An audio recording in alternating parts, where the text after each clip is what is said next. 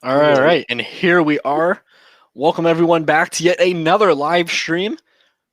And obviously we'll probably just make some decent just chit chatter, waiting for a few more people to show on. But for those of you who are currently with us, welcome to yet another Red Cape Sports live stream.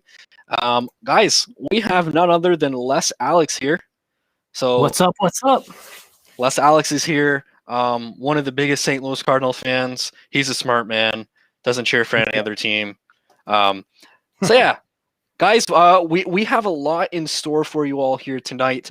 We tried to come up with some topics that we're all kind of passionate about, that we all wanted to talk about. But as always, if you guys have questions, definitely be sure to drop them down in the comments section, because we're going to read those. Extra bonus points for people who make fun of Mitch with the OG comments, card saver comments, X-Acto knife comments. Those are all welcome and encouraged. Yeah, at least I'm not a Rangers fan. Hey, we took a W last night, so you're right. I'm excited about that. Alexi's doing it too. Listen, if I go into the NHL and if I score one goal, actually, I don't even need to score a goal. I just need to pass it to Panarin. He'll go end to end. Yeah. And I'll have as many points. No. Jeez. Right. I got a feeling like I can get it accidentally. Bar Down Biscuit, what's up? Bar Down Biscuit's waving out here. So, what up, cool. Amara? What's up, y'all? Must be American. What's up, eh? All right. So it's cold outside too. Obviously, there's going to be some more people jumping on here, but I want to start it off with, if you guys see the thumbnail, I don't even know what more to say. Fernando Tatis Jr. Guys, 14-year contract, $340 million.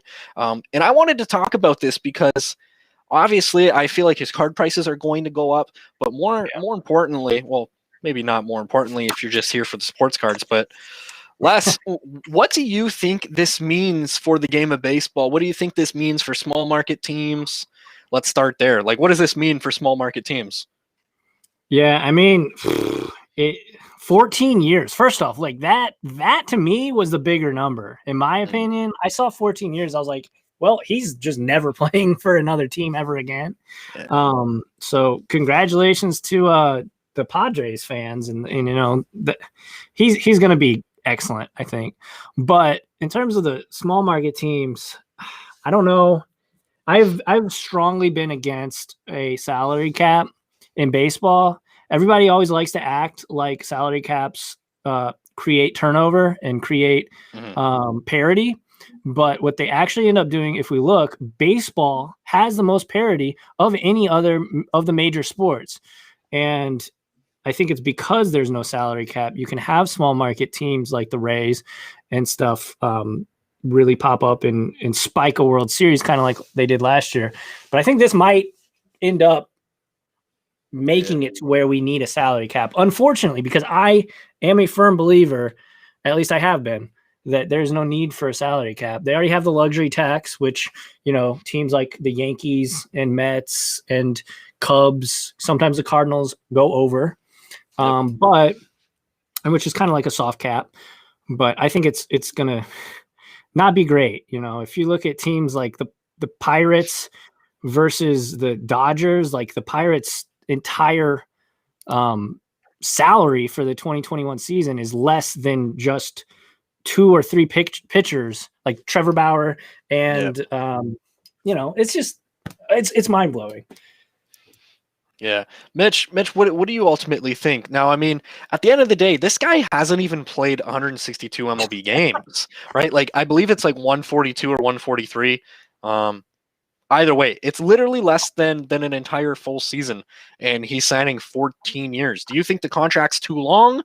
Or at the end, do you think the Padres, do you think that as an organization we need to we got to pay more? Dude, I think it's perfect. Like, yes, 100% to the Padres and the fans. We were talking about it. Like, this dude is a super athlete. He's very, very young, early 20s. And if anything, I think maybe he could have even got more money. I would definitely want to keep a guy like that. They're going to sell a lot of jerseys, sell a lot of merch. He's got swag to the game. I mean, this dude is legit. He's got the arm. He's got the fielding. And if you know baseball at all, this isn't normal. This isn't like a normal athlete. This guy is a superstar. And a lot of people are going to back up what I just said too. I think it's perfect. And I think, I think a lot of people are wishing that they would have bought his cards even earlier. So yeah, for sure. Now, yeah, so Les has some. If you guys follow our Instagram, Mitch posted that he got some back PSA 10s. And full disclosure, like absolute full disclosure, we're not just saying this because we own his cards. Because the reality is, one of our first videos here on Red Cape Sports, I was informing again. I'm not saying go out and buy them, but I was informing you all that I was purchasing his cards for $6.50 raw, and obviously. It's done quite well. So I just want to bring up a comment that we have here. In 8 to 10 years, 340 million may be a bargain if he delivers. And honestly, that's exactly what I'm saying. Yeah. And if anything, it puts other teams kind of in handcuffs. Because it means, okay, well, if you want to go get a guy like Frankie Lindor, pay the money, pay the money, and that's just the way that we're going. If you do the math there, this is like they're not paying him 40 million a year, and some athletes are getting close to 40 million a year. So I really do like that comment there. And what does that mean for Trevor Story, right? Because his contract is up, I think, at the end of next season. So, and he is, I mean, I know he doesn't get a lot of press because he's in Colorado and all that, but he is right up there with Frankie Lindor as the best, right? As the best shortstop. Offense, he plays very good defense. Say what you want about the Coors effect. I think that's BS. I think that argument is lame. Obviously, it does affect it a bit, but look at it's a lazy argument. Literally any professional baseball player hits better at home. There are obviously exceptions to the rule, as there are everything in life, but Yankee Stadium. And if you want to talk about these mega contracts, I mean, Trevor Bauer just went out and absolutely just crushed it. Like he had, and I like Trevor Bauer. I know a lot of people say he's overpaid now. He's overhyped. He doesn't do stuff the right way and all this and that. But he is exactly the type of player I, as a sports card connoisseur, want to put my money in. He's out in front of the game, in front of the public. And I think he's somebody that baseball needs people like that, because baseball, it's funny, every year that goes by, the average viewer age goes up one. So basically, we're not getting any new viewers. We need new viewers to keep the game going. Right? Yeah. So. Well, that's exactly it, right? Like at the end of the day, the way to grow things is at a grassroots level. And Trevor Bauer is behind the camera. He's now on Twitter. Not sure if you guys saw that about an hour ago. Absolutely beefing it up with Noah Syndergaard. I didn't see that, but that's funny. Like he's beefing it up. Syndergaard's calling out fans. Basically saying some, let's call it inappropriate stuff about their wives. Whatever. So at the end of the day, I think Trevor Bauer is great for baseball. Like he's behind the camera. He's putting out these vlogs. Mitch, you always love to talk about the vlog where he's literally putting up highlights of himself striking guys out. Yeah. He's doing those reaction videos of himself. Like, oh, look at this nasty curve. And in the editing's pretty solid. He's exciting. He's funny. In good point on that. And in a similar point to even talk about Tatis, that's what I was just about to say, yeah. But he's an exciting aspect of baseball. The guy's the face of 2K. He's got the dance moves. He's got the looks. He can speak good English, all that stuff. So I'm excited about Tatis. Here's a big question. How is Tatis going to do this year? Is he going to have a big year, or is there hype? I think he's very talented. I think he's going to have one of his best years. Right. And kind of to compare in talking about it from a sports card investor or whatever you want to call it perspective, I don't know about you guys, but I always get asked the question, is it Soto, is it Tatis, or is it Acuna? Who do I invest in? Who do I put my money in? The way I look at it, Tatis is the most like out there. He has a swag. He's He has marketable. everything. He's marketable. So he's going to be who the MLB latches their horse to, in my opinion. And then you have Soto, probably the best hitter. Probably not. Probably he is the best hitter of the three. Yeah, not close. And then you have Acuna, who's probably the most well-rounded of the three. He's exactly. 5-tool, about as close to 5-tool players we've seen since maybe Ken Griffey Jr. So, you know, I think that Tatis is the guy, though, just because he is going to be the face of baseball after Trout's gone. And let's keep it 100. Like, Trout isn't very marketable. He's an excellent baseball player, but he's just not very outspoken. Yeah, it's kind of boring. It's kind of boring, and his team doesn't ever make the playoffs. That's what I'm saying about Tatis. and it's not just that, but dude, he's got the talent too. Like legit. When you're throwing 90 miles an hour across the field, like I don't know if a lot of people don't understand that, but like, dude, that's some serious gas that guy can toss, man. And like, with the back and the swag, oh my, that guy's legit, man. Yeah, you played college ball. You played college ball too. You're an infielder too, so. Yeah, I had a coach that played against Trout before he became a thing. And I'm like, who's the best player you ever played against? He's like, this guy named Mike Trout. And I'm like, yeah, right. Because he played. Who's that jabroni? Yeah, my coach played, he played AA. And I'm like, oh, okay. Imagine I would have bought his rookie cards. I knew about him for the longest time. Never bought his cards. Never knew about it. You goofed. Yeah, go Red. That's right. Is that the Justin Turner? No, I'm kidding. Well, he's got a Cardinals. No, I'm just bouncing. So, moving on to our next topic conversation, I want to talk about bounce. You're far too often am I hearing, far too often am I always hearing, a guy such as Ronald Acuna really struggled last year. But at the end of the day, his numbers weren't too shabby. He batted .250. Had like 13 home runs. I think. Yeah, and I mean, his numbers weren't nearly as bad as people think.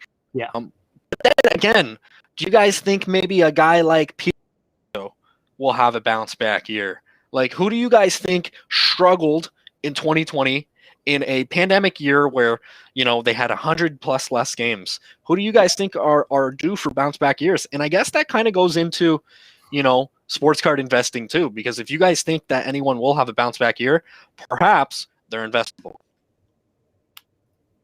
Who do you want to go first? Go ahead, Les. Go ahead, Les. So I have 3 people that I think are like, there's in my mind, I'm like, there's no way they're gonna have that bad of a season again. Probably first, and the one that was just like, I couldn't believe that it was happening while it was happening. And I own 0 of his cards, so just being, upfront with everybody, is Christian Yelich. He obviously he's a guy in my division who plays for the Brewers, the Brewers just signed Colton Wong, my favorite player, not named Yadier Molina, on the Cardinals, so that sucks. But honestly, Christian Yelich, he was coming off of a not this last year, but he came off of an MVP season in 2018.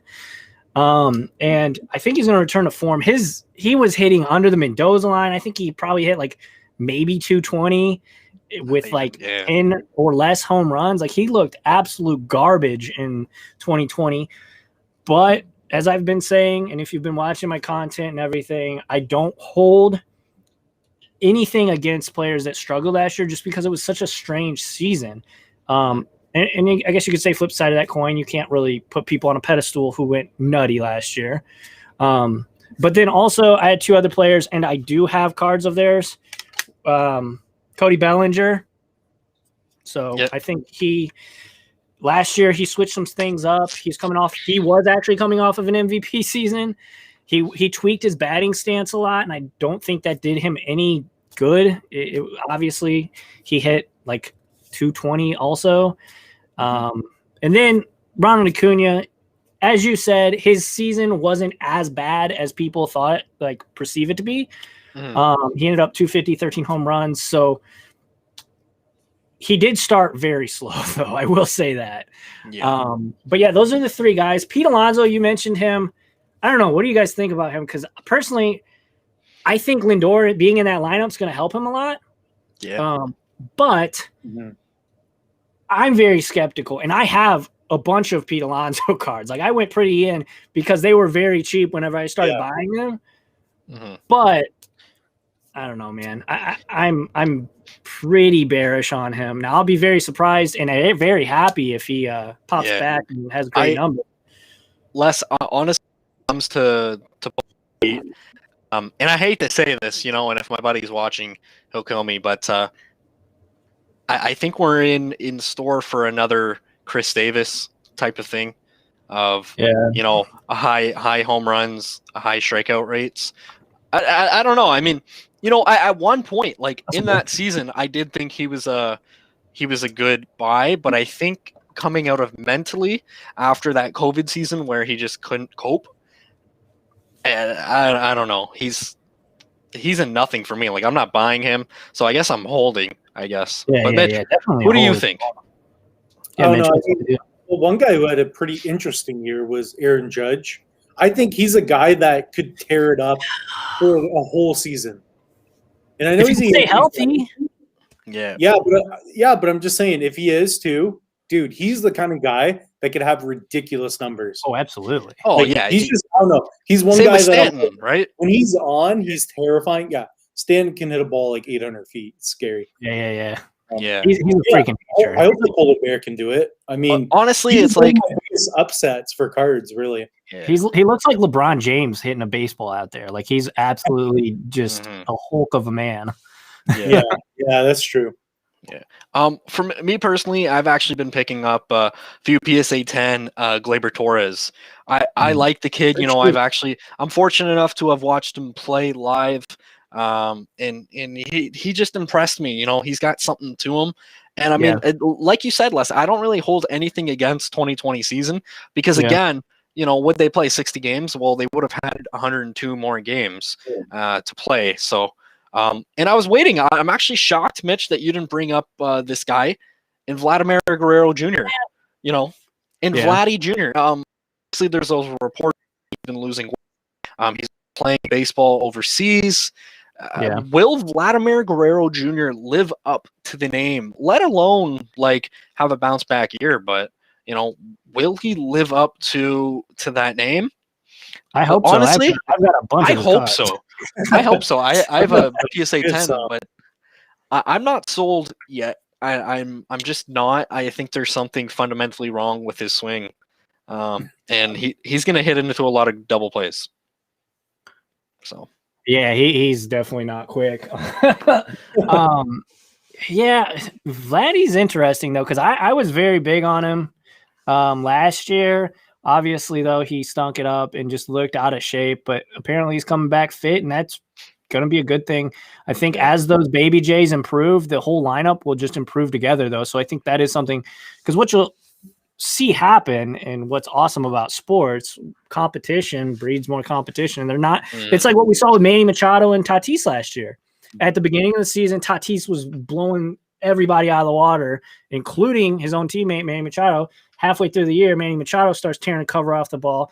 Tatis went in a bit of a slump, and then the final third of the season, Tatis came back and was raking home runs and everything against the Cardinals, and that bat flip heard around the world was against us in the playoffs. Like, unfortunately, So I think that is awesome that they got Kevin, they got Bo, and they got Vladdy Jr. there because they're gonna push. I think very marketable. Yeah, very marketable, but they're also going to push each other, I think, to be better. For sure. And I mean, there's also, just being here in Canada, like the Jays are Canada's team, so to speak, until the Expos come back. I'm still pushing for that. But regardless, even like Dante Bichette is actually like hired on by the Blue Jays, and he does a lot of hitting coach mechanics with the players. So super cool and interesting to see all that behind the scenes stuff. Yeah, that's good for I think Bo for his development, just to be close to his dad. I don't know if Bardown is he located in Canada? Bardown Biscuit, I would imagine so, just with the name. But Bardown, if you're listening, for sure. My big kind of piece of advice: don't get too attached to the players that play for your team, because like it could lose you a lot of money. Like, dude, I gotta be honest. What's that? I picked up a Nolan Arenado card. What's that, Mitch? Yeah. Except for Austin Matthews. He's on my team. Oh yeah. I mean, I sold Matthews way too anyways. I did too, though. So don't feel bad. But like me personally, I actually went out, purchased a Nolan Arenado card before he was a St. Louis Cardinal because I like him. And then he became a St. Louis Cardinal, and his card, I shot up by enough, and then I sold him. So I will eventually be looking into repicking him up, but the price was too good. So Birds owned him 12 different times in a year. Listen, I do that often if I can get profits. Like 8 times in a month. I do that. I've got a couple of them too. Yeah. That's a nice one. Moving on though, guys, I want to talk about this. Is the question that I get asked a lot. It's kind of the equivalent of baseball with Acuna, Soto, and Tatis. I get asked this a lot. Who will have the better career? And what I immediately tell people is it's not going to be Tua. It's either going to be Burrow or Herbert. I agree with that for sure. And as I've said, and as I've so far in a weird way kind of been right. There's something there's a reason why short quarterbacks don't really work out. There's something systematically. And hear me out. He had trouble. Other than Kyler Murray, let's say, but he had trouble seeing over that offensive line. And I don't know, Tua just doesn't impress me by any bit. But honestly, I'm still gonna say, and Herbert was phenomenal, absolutely phenomenal. I still gotta go with Burrow. Super good. I gotta say, when it's all said and done, Burrow will have the better career. That's just me. What do you guys think? Okay, I'm only gonna talk about Burrow because I don't know a lot of football, but I do like Burrow. The guy smokes cigars, first of all. That's how you know. What a G. What a G. No, legit, though. All the greats. Joe Burrow, it's all the guys. Michael Jordan smoked probably during the basketball games. Who even knows? But Joe Burrow legit has the height. And look what he did until he got hurt. That was devastating. That guy was on pace to have one heck of a year. Oh, yeah. Yeah, have you guys ever seen Joe Burrow's high school stats in his games? Yes, dude, every single game he put up 60+ points. Every single game.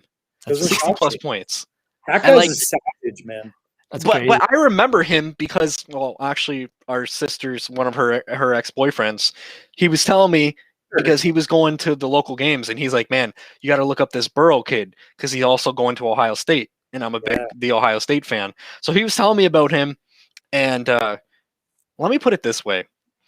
This man, Urban Meyer wasn't kidding. When they said that he could have beat out JT Barrett and Dwayne Haskins for the starter, there's a lot of people who didn't quite believe it. But I went to the spring game and I watched him absolutely ball out everyone.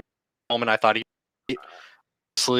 had a small stint at Ohio State, performed very well. And then LSU, dude, he to this day, he may have had the single greatest single season in college football history.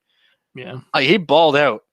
But I mean, at the end of the day, look at what Alexi Lafreniere did in that, and then look at what he's doing now. So, but then he's a bust. Lots of maybe. But I mean, when it comes to Burrow, Burrow threw up 300+ yards in back-to-back games as a rookie on an absolute god-awful team. So, yeah. Yeah, I agree. I think Tua just, I don't know what it is about him. Vertically, yeah, same. But between Burrow, I think 1A and 1B got to be Burrow and Herbert.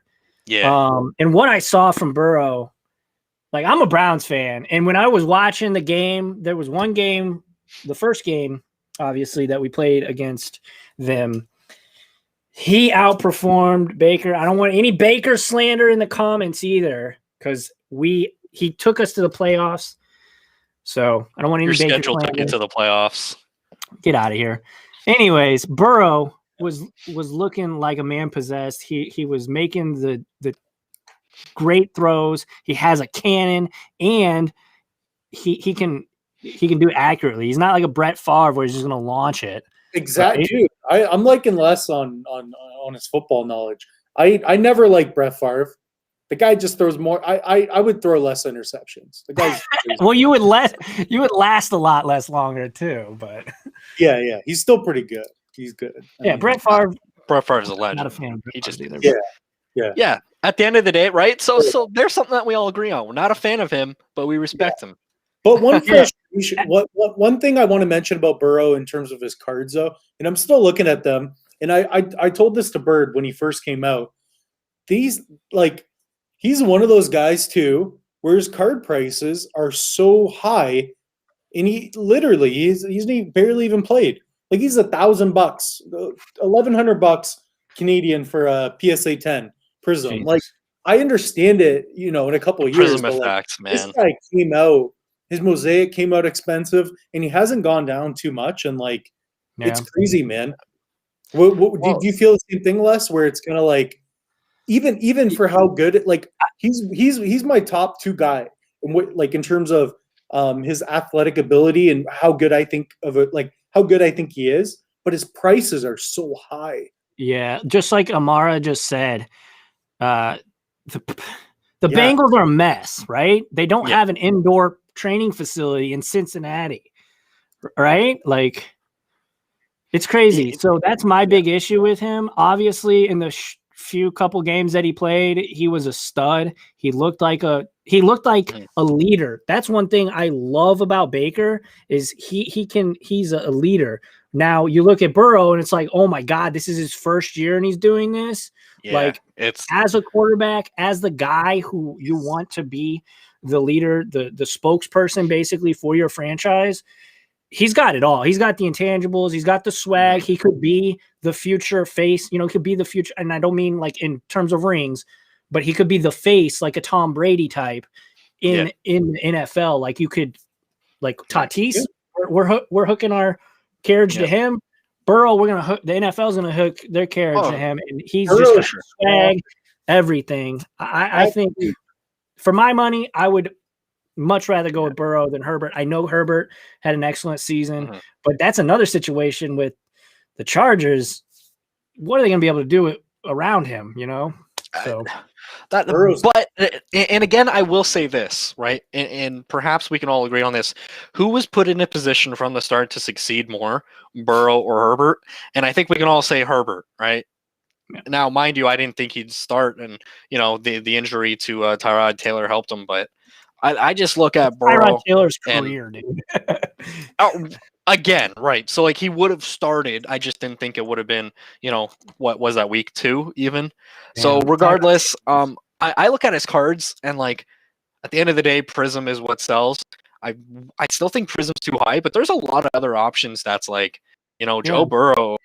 There's a lot of his cards because he got injured. People stopped thinking of it. So that's just me. They cut out a little bit. Yeah, you kind of potatoed, but I think I know where you're going, and I think like his optics. I like optic a lot. Mosaic is an interesting set, though, just because I don't know about you, Mitch, but Mosaic to me kind of feels like one of those sets where it could be a flash in the pan kind of set. Mm-hmm.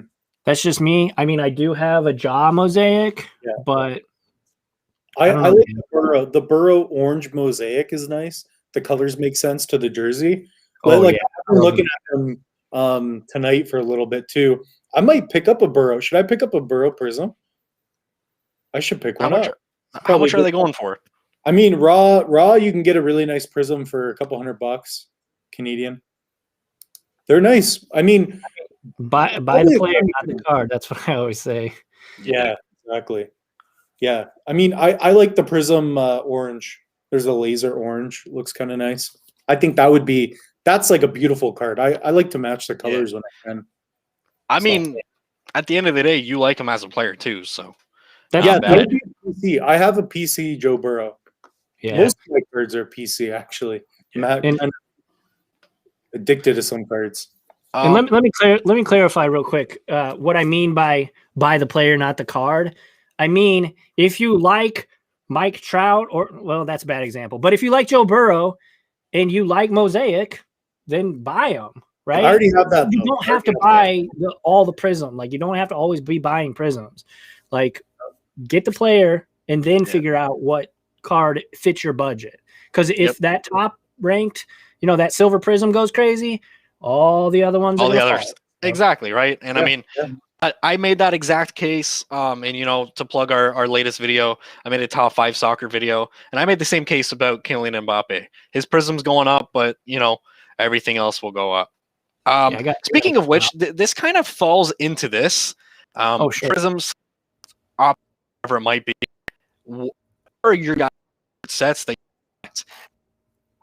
Is it selects? What is it? Yeah, you're kind of potatoing again, but Mitch. Sport, though, I think it depends which sport. For basketball, I'm still a fan of Prism.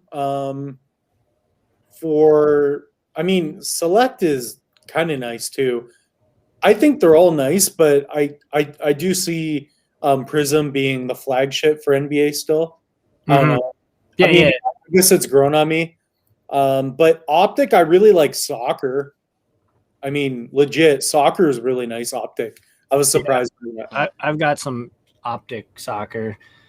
Prism to me, honestly, you guys know I focus on baseball, which Topps is king. Like, they're not going to get dethroned unless they lose the licensing. But for other sports, Prism is the top dog. But again, for me, I like to kind of, low budget, kind of buy low, sell high kind of thing. And Optic is awesome. I like the way Optic looks too. I'm not a huge fan of the way that Prism looks. And Select, to me, looks better than Prism. So I would probably have it like Select, Optic, Prism, but that's just my personal preference.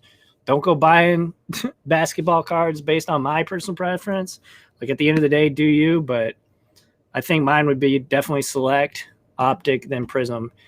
Unless it's for the PC, then I'll probably just go Optic, honestly. I think they're cheaper and they look nice, in my opinion. I think it depends on the pose of the card. Like, even for Zion, I love the hoops. I think that's a good shot. So, like, the hoops teal explosion. I own one. I'm not trying to pump the hoops card. I really like that card, and I like the feel of it. It's more old school. It's paper. Whereas like the Prism, it's, I don't know. I don't like seeing Zion's armpits. It's kind of weird. Dude, I love hoops because it is kind of like that old school. Like, I come from baseball where basically the paper is king because they typically grade harder than the chromes. So I kind of come from that. And I love when rookies look like they're taking their 9th grade school photo and they're just kind of like, and they're like holding the basketball and they're like, and look like a doofus. Even LeBron's tops, right? Yeah. So, the Bowman LeBron looks like a goof. Of old cards too. Yeah. So I really like hoops too. It's a nice budget option. And again, it really comes down to what fits your budget. And if you pick the right players, they're going to go up. So I like it. And Bird's the host. So if Bird is the host, but it's going on forever. Hey, let's take some questions here. What do we got for questions? Hey, anybody got a question? I think somebody was talking about some Upper Deck Series 2. I don't know if you guys want to touch on that. I'm not too keen on Upper Deck Series 2, but if you guys want to talk on that, or we can move on. It's up to you guys, obviously. Well, what do you think about Select? Just because we have that on the board too. Yeah, I like it for every sport, or well, certainly not baseball, but yeah, I agree. Yeah. I mean, obviously Panini does it. If they get the license, though, I mean, oh my God, it would change things. You're right. It would definitely change the game. I mean, quite literally, because I don't think Topps will ever let that happen. They must be making money. If they can't save money, they're doing something wrong. Well, the way that the hobby is on fire right now, obviously we know that. So if they were to relinquish that, like they would be just dumb. Like the reason people buy tops is for baseball. Yeah, but come on, Panini, they could take over. You never know. Like if they definitely could. I get $1 billion offer, or $10 billion offer, I might let my company go. I don't know. Like that's a lot. I bet you they have a lot of money. They're going to be buying some companies. It's already happened. Yeah, I mean, you could see definitely like kind of a monopoly situation too if that happens. I mean, Amazon might start. No, I'm just kidding. Amazon, Disney comes in and just. I honestly love Select for basketball. I think it's super sharp, and there's a market there for it. It's been growing over the last couple years, so. Hopefully I'm not cutting out. I'm having a bit of internet difficulties, but no, you're good. Good, yeah. I just reset it. I've been having internet difficulties, and I'm changing over internet providers, so we'll see. That point's pretty. That before we move on, Justin Turner brings up the point of print runs, which is a good point. I think because I think Select has a lower print run because they're not retail. Now, I did read somewhere that they are going to retail soon, if not this year. Yeah. So that'll be interesting. But I still think as long as Panini says, look, despite the print runs, Prism is our flagship, then it's going to be the top dog in the eyes of investors. Just like how Topps says, look, Topps, the flagship brand Topps, not Heritage, not any of these other supplemental brands like Allen and Ginter or anything like that. Topps, flagship, that's ours. So I think it's in the same vein. Yeah. But very good point, Justin. It's a great point. And I mean, just to add to that too, there's a lot of YouTubers, a lot of content creators, a lot of people within the hobby who've kind of really resurrected Select. And, maybe resurrected isn't like a fair word to use, but regardless, like it's going up in price. Like it's for sure going up in price. It just depends. Like I think Prism's kind of like the PSA of the world, where we need to do so much work to just catch up to it. But I believe there's a market, and I believe that there should be a market for Select. They're gorgeous cards. Absolutely. Like Select Soccer is gorgeous too. Yeah, well, my thing about Select is like I don't think Select base is super nice, but I think the Select parallels are nice. Like their die cuts and numbered. I think that's where they do well. But like even for basketball, the Prism parallels are really nice, especially the numbered stuff. In certified, you can't forget about some certified products really nice. So it's hard to say. Like, and it depends on the picture of the player. Right? Some players don't have great pictures of certain cards, right? Like what's the one of like I think it's the optic Zion where he's holding the ball like this. It's weird. I don't like it. I don't like that optic of Zion. I don't like it. Whereas I prefer the hoops more, and that's a cheap card. So yeah, cheaper card. Fair enough. Move on here though. The NBA All-Star Game, yay or nay? I'm saying this just because there's a lot of NBA players who have said, I'm not going to play. LeBron's probably the biggest, advocate for thinking the NBA All-Star Game is just a selfish, bad idea, especially during a global pandemic. What do you guys think? Like, there's other ways to have home court advantage, things like that too. Yeah. If they can do it safely, they should do it. I mean, they're already doing sports, so I mean, I don't know all the stipulations. I don't know how much more. Are there going to be fans in the stands? I don't think so, Les. I don't think so. You should do a dunk contest and keep things safe, and I think that would be cool. I don't care about the game. They're already playing during. You know what? Let me rant about this. They're already playing game. Right there. Nobody cares about the game. I want to see the dunk. Cares. Get rid of everything else. Bring back Vince Carter, do a dunk contest, and stop. Yeah. I mean, like, I want to see Zion do a dunk contest. because then I'll order pizza that night. Look, I'm extremely torn on this. Because yes, as long as they're following the same protocols as they are in the game, like what's the big deal, right? And I'm sure that's what a lot of people's thoughts are on this. But at the same time, in most years, people do not care about this game.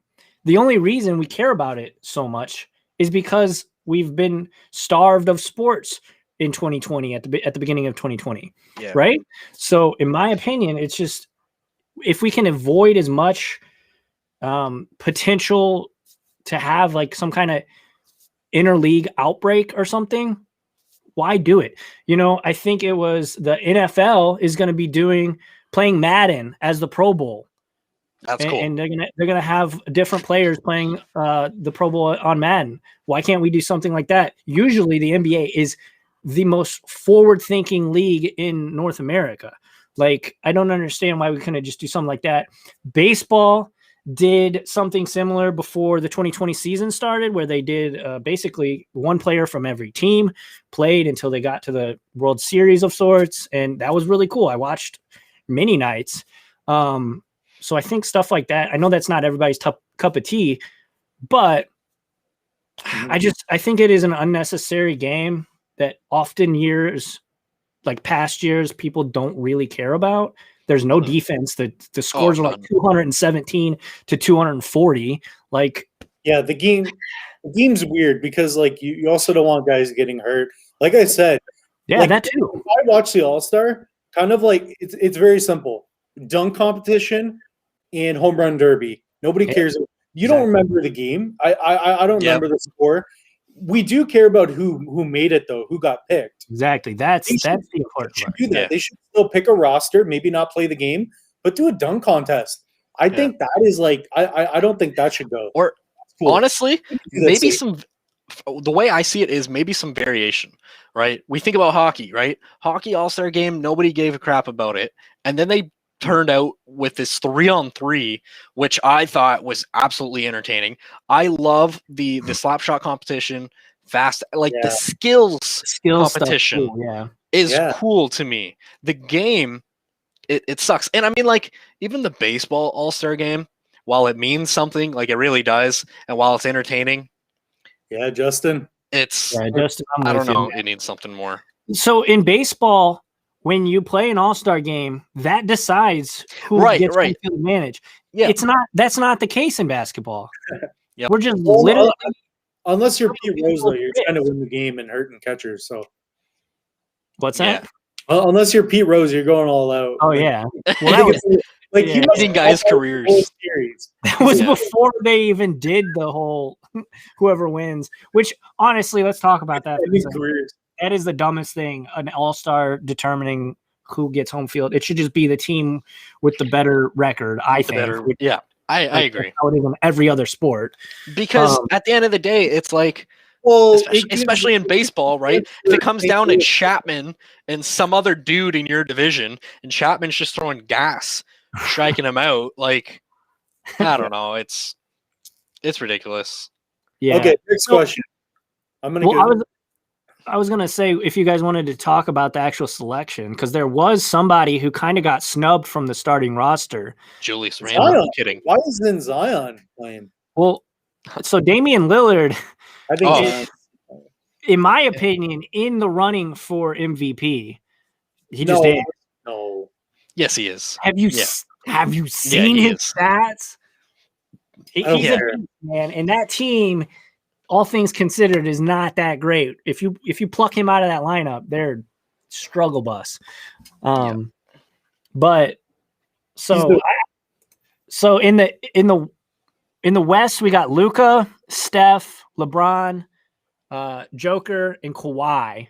And then in the East, you got Kyrie, Bradley Beal, KD, Giannis, and Joel Embiid. It's a popularity contest, and that's unfortunate. And it actually went to a runoff between a popularity contest, dude.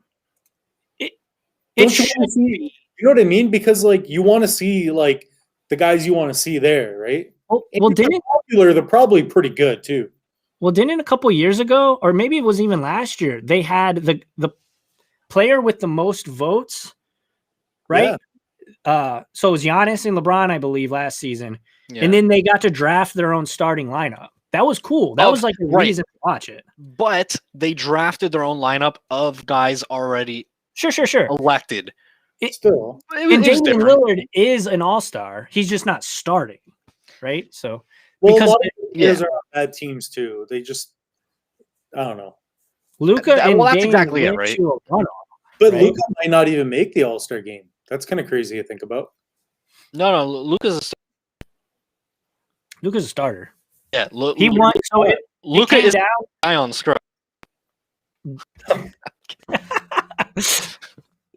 Zion's playing. Everybody wants to see him. I do. Damian Lillard and Luka tied. Like they had to do a runoff, and then Luka won the runoff basically. Wow. So they got the exact same number of votes. I don't know if it's the exact, but it was within a number that like maybe close enough. Us three voted a couple extra times. Like so. I don't know. It's just interesting. I just wanted to bring it up. It's something to talk about, and I think it's us into this. The NBA base has been heating up, absolutely heating up. Whether it be on First Take here, whether it be between our DMs and things like that. A lot of people got some strong messages as to who should be leading for NBA MVP. My favorite player is Luka Doncic, and both myself and Luka Doncic believe he shouldn't be leading. Now, obviously, there's a lot of season left to be played, but honestly, and I've said it, and I'll say it again, personally, I do like a guy like Nikola Jokic. I think he deserves a lot of respect. But Steph Curry, like, that's kind of coming out of left field for what he's done so far, unless I see you about to blow up here, so I'll give you the floor. Okay, so I posted a poll on my community page on YouTube. Who is the NBA's MVP so far this season? I gave you I gave my viewers 4 options: Joker, Embiid, LeBron, or Dame, and then the 5th option being if other. Comment below. LeBron won 41% of the vote, which is not surprising to me. I think I agree with the majority of my viewers in that. But a lot of people, 12% of people voted other, and literally all of them, and I do mean literally all of them, said that it should have been Steph Curry. What does Steph Curry do this season? I mean. What has he done this season that has been MVP worthy? Well, did he put up like 50, 60 points that one game? Yeah. The top 15, his last 15 games have been great. The Golden State Warriors are the 8th seed currently, and they are 16-14. Yeah, but it's not the team, it's a player for this, right? Right, because I thought about this the other day too. Mike Trout has a lot of MVP awards. What has he done playoff-wise? A little bit different. He missed playoffs a lot of times, though, right? He has. Baseball, he affects 11% of their at-bats. Okay? Okay. Like, we have to acknowledge that baseball MVPs and basketball MVPs are very different beasts. Sure. And there's 2 MVPs in baseball. Right? Some guys won MVPs, and their teams haven't made playoffs before. Like, that's just the reality. Yeah. It's happened. So of the 188 votes, second place was 26% with Joker, 12% with Embiid, and then Dame only got 9%. And I had people commenting, why is Dame on here other than Steph? And if you compare Damian Lillard's stats to Steph Curry's, he's better. He has more assists and more rebounds on average. He's doing really good. It's a popularity thing for sure. His BPM is higher too. So what are we talking about here? That's basically war for basketball. Yep. It's based around how good your team is though too. So it's kind of gets sketchy. It's early to pick though. I think you know what I mean. Like there's still a long ways to go. For sure. Yeah. A lot of stats can change. You know, a lot of players are just starting to heat up now. What was interesting is though Joel Embiid got third or tied with Steph Curry technically for last place other than Dame, and Joker got second. Like Nikola Jokic is a great player. Don't get me wrong. He's my front runner. His stats are gaudy. They are. I will admit that. But come on, we got to go back to the team again. The Nuggets are 16-13. I mean, I get that too, but I mean, for a center, like it's tough to kind of run the offense around a center, but they do. I get what you're saying. Like at the end of the day, dude, LeBron is LeBron. It's really difficult, right? But what I think the bigger story here is no one's talking about Giannis. Like nobody. And Giannis and Luka were actually favored by many sports books to be the front runners before the season started. Like, what happened to Giannis? Like, you know, Giannis is I don't know what happened to him. Like, what is Giannis averaging in terms of points per game? I'm looking it up now. Okay. So Giannis, well, maybe. All right, so he's 28, 11, and 6. So I mean, yeah, that's good, but then you gotta ridiculous actually. That's not bad. It's at all. Good. Better than LeBron, like, but they're a third seed in the East. I don't know, Les. I mean, you know, and obviously I'll give you the floor, but I just think there's too much being made about, oh, well, the team's record is this, and it's like, again, I don't think Luka deserves to be the front runner MVP, but it's like he can only do so much. Luka's putting up 44 points a game, and his team's still losing night in, night out. Like, you know what I mean? And it's like, I don't know. It's like you put Luka in New York, and he might not win more than 30 games, 40 games. Like, like the Mavericks outside of Luka Doncic, they're not great, but it doesn't mean that Luka isn't MVP worthy, let's say. Yeah. I mean, here's my big critique on Giannis is like he won back-to-back MVPs and he dominated last year. He absolutely dominated. Like, right. As much as I would like to see LeBron win another one, last season wasn't it. Like, it just wasn't. Giannis dominated statistically, and they were the first seed in the East. So, you know, rightfully so. My big thing, though, now that Embiid is playing to his potential, and now that he's got a little bit more competition in the East with the Nets coming up, and obviously the big three with Kyrie, KD, and the Beard, they're in third, and their team got better. Come on. I don't know if I'm as high. I'm not as high on Giannis as everyone else is. I think he is a very good player, but I don't know if he is the guy you put out in front and build around. I think he is more like I would agree. The secondary option. And I was about to say somebody, but I'm not going to say anybody because I don't want chat to blow up and me to get some nasty DMs. But I'm interested now. Hey, Mitch and I are going to peer pressure you into saying it. Zion should be MVP, and I'm trying not to say it too much. No, I actually don't. I really hope you don't mean that. I really hope you don't. I haven't seen his stats, but Zion's been playing pretty well. He has. Really good. He's almost 25 per game, but he's not playing Luka. He's not shooting like Luka. He's also on a pretty bad team, I feel. So another player, obviously Joel Embiid, is he's stats are gaudy. Luka or Lillard should get it. That's my opinion. I think Dame has a more rightful claim to it than Steph for sure. He's got the only thing he doesn't have Steph beat in is points. It will be more obvious in a month from now or whatever it is. Hey Les, right? which seed do the Blazers currently have? Because by your logic, right, he's kind of got to be. They're fourth. That's not bad at all. It's not bad at all. In the West. Again, in the West. In the West. Right, fourth can turn into 7th and 8th pretty quickly. Sure. Okay, let's move on to a new question. All right. That's a very debatable question. You get MVP. Yeah. Exactly. I agree, Jackie. Print runs. Too low, too high, or just right. And when I came up with this, I wanted to talk about baseball print runs. Baseball print runs. Shout out to the hockey card guru Mike DiStefano, because he was kind of letting me know. And the other day we were having a conversation. We were opening up some baseball.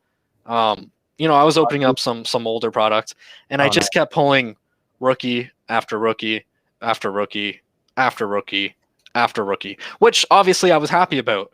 And then I started looking into the print runs for Topps. Not Chrome, just flagship paperback. Some of these print runs for baseball cards are just, to use your words, Les, they're gaudy. They're high up there. And I mean, like, check out what is it, Ronald Acuna. His print runs are damn high. You talking about like pop reports? Pop reports, even the print run, if you look into the print runs too, they're really high. And it's like, I kind of went through the test. And Mitch, remember when we went to Candies, we picked up some cards, and like we got so many rookies. Yeah, well, I was gonna say too. We also know a guy where he was telling me how many Acuna rookies he has, and I'm like, that's gotta be a run. Decent, boys, decent. Yeah, for sure, Bird. How about compared to like basketball though? There's still a lot of print runs on a lot of basketball. And here's the thing though. When you think about basketball, how many different rookies are there in different sets? Certified, Revolution, Evolution. There's the same amount for baseball, I would say. Roughly. I don't know. Basketball seems to be crazy. Yeah, basketball. I thought I had to buy like one rookie of a player, one or two, and wait for the Prism. It's more like certified now. Select. There's parallels of select. There's numbered select. There's the sign auto, on card auto, the sticker auto. It's like, whoa. There's a lot. Like here, I'll give you an example. Even on my desk, how many different Zion rookies am I supposed to buy? I don't know. Diversify. Like, dude, I'm buying. There's like 20 different Amazon stocks right here, and there's parallels of each one, which I probably own. I have too many Zion rookies, but I mean, if you're PCing him, that's one thing, No, I'm selling those ones. I'm keeping the best. Yeah, I'm being honest. I'm not too privy to the actual numbers of the print runs. Like, I don't know, but just based on what I literally have not found any Topps 2021 in a big box store around me. Same, and I've been checking every week since it's been out. What, a week now? So I've checked twice. So yeah, and I used to go on those runs, pre-pandemic, and you'd find a treasure trove of stuff, and I would buy like one at a time because I know next time I come, I can just get another one. But now it's like if I see it, do I just buy all of them? Like at this point, like, is that the right thing? Or now stores, at least down here, are they limiting them, which I think is a good way. I think it is on the retailers to manage the flippers, if you will. Should I buy individual cards? Sorry, I'm like reading ahead. No worries. That's a great question. That's a good question. At the end of the day, if you're gonna this is my opinion, and obviously you both will have one. If you're looking to make profit, probably buy the individual. If you're looking to like rip it, like actually open up the product, open up the box, more times than not, the companies manufacturing these cards are, they're not just going to put a holy grail on every card. Like, it's just the reality. You're going to open up a lot of boxes and be quite disappointed. It's just the reality. So, I always say buy the individual card, because at the end of the day, right, like, let's say you're even buying older stuff, and if you want an Austin Matthews, even though he's like $450 raw American, you'll be spending more money buying the boxes chasing after him. You just will. Yeah, absolutely. It also, I think, depends on what you want to do with the box. If you're looking to make money off of the individual cards inside of a hobby box, that's not the right way to go. You're going to get burned. You're not going to make your money back. 9 times out of 10, as I said earlier, there's exceptions. You could hit a 1-of-1 Mike Trout autograph and, be like, hey, look at what I got. But 9 times out of 10, that's not going to happen. But if you're buying it, I think to invest it in like flip it. Like if you look at Topps 2020 Series 1, that box is like doubled since last year. Yeah. And I bought one last year. I think I might have bought 2 and cracked them because that's my thing is I love cracking packs. If I get a blaster, I've got like 14 blaster boxes over here from past years, all empty because I like using them as set pieces for my content, but also I just like opening and seeing what I get. So if I had a hobby box of Topps 2021, there's no way I personally could not open it. Right. And at the end of the day, I think it's important to, the investing side's always important to make money, but it's also important to be a collector. And part of being a collector is opening products. And that's how I like to see things. Yeah. You also want to collect things. But if a card's worth a lot that you like, it's nice collecting and owning something when you know that it's worth a lot of money too, which is kind of cool, right? So like if you get a Young Guns hockey, you get a high grade, it's like, you have one of the premier cards of the player, which is kind of cool. Like the fact that cards are expensive, it makes it kind of fun to collect too. Because, like big deal, it's like, this is like a really crappy, not the right rookie card of Pete Alonso. Yeah. But if I had the top Chrome 10, it makes it that much better, even though it's more expensive, right? So that's how I feel. It's kind of nice knowing that things are kind of expensive too. And I mean, speaking of like the complete sets, it was crazy last year, like in the thick of things, when the complete set of Topps 2020 came out, you couldn't find them at Target. Yeah. These cards historically these were for your very casual collectors. These were for me when I went yard sailing with my grandma when I was 9 years old and thinking in my head, I'm hitting the lottery. I'm hitting the jackpot, But in reality, these are for your entry level collectors. Now that Bo Bichette is like $10 just from that one card. Yeah, so, the Tatis PSA 10, even though it's from a completed set, and you're literally guaranteed it when you buy the set, it's selling for some good money. Yeah, I think it was like $40 last time I checked, which was a long time ago. So I'm sure it's around like contract, 80. It's gone nuts. I was going to make a video back during the season, and it was like cards under $25. I had him on the list, and then I had to check, and it was like $40. I was like, oh, there goes that. Cards are way more expensive like this year than they were. It's way different. The medium, like the medium.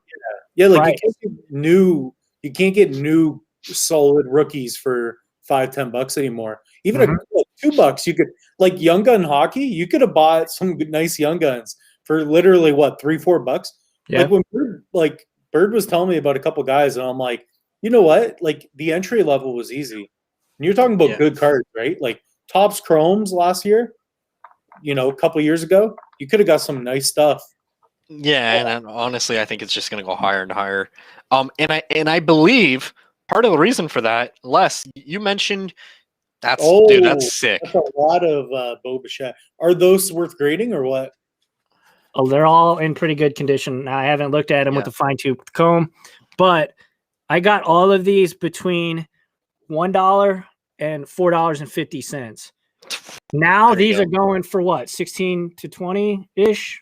Somewhere. They're going for 20. I haven't checked in a while because I'm very much when I'm doing baseball cards, when I'm buying baseball cards, I am mid to long term. Basketball, you can buy today, flip tomorrow, but with baseball, it's a very mature market, and baseball collectors, I would say there's more collectors in the baseball market versus every other market. A lot of the other markets, I'm flipping to a flipper who's going to flip to a flipper and flip. Where baseball, everybody has their PC guy. So all that kind of card. But yeah, when I say I don't think I've ever shown all these on camera, but like I am in a bow. Bow flows, man. I have a question for you, Les. Yeah. Here in Canada, I have the option about a month from now. Like I can grade mint, right? How much would it cost you? What's the cheapest that you can get those graded by PSA? And how would you do it? I know they just changed their pricing structure again, I think. And I haven't looked at it in a great detail, but I haven't sent in this whole year. I haven't sent in because I know this is silly and this is the incorrect way to think of it. Like, because it's going to take so damn long to get them back. Like at this point, I'm ready to just submit them to somewhere like StarStock or ComC or wherever you use and just sell them that way. Now I'm going to take a look at these, obviously, and actually put them under the alt light and everything and see. And I'm not a professional grader by any means, but to the best of my abilities. And I do want to do a small order to PSA, but their prices are getting insane.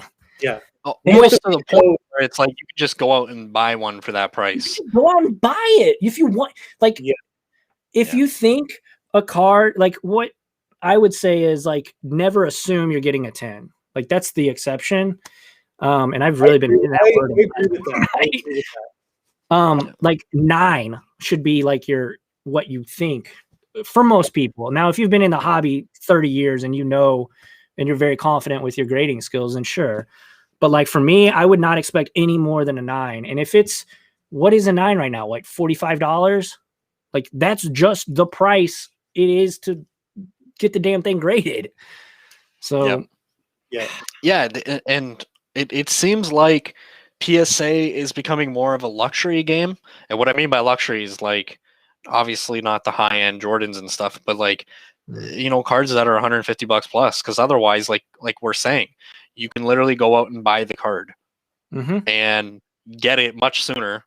And I don't know, like for me, like for everyone listening and watching, you all know I'm a big fan of ComC because it allows me to continuously make money. I don't gotta I hate having my money tied up, right? And if you are making it worth your while, and if you're sending, let's say, even 10 cards to PSA, and if they're charging, what are they charging? $45, it's $450. That's just tied up for months and months and months. And the player might not perform. Like there's just so many variations. Whereas at the end of the day, you can still buy raw and sell raw and make money. Like you can. So for me, that's what's working. Obviously, players like Tatis, if you have Tatis like Mitch did, and if it looks sharp, send it off, because you're not going to want to sell Tatis anytime soon anyway. Yeah, but I also graded that for $20 a card, and I graded it like 7 months ago. Now I'd have to pay $80 to grade that card with the services, like the access that I have.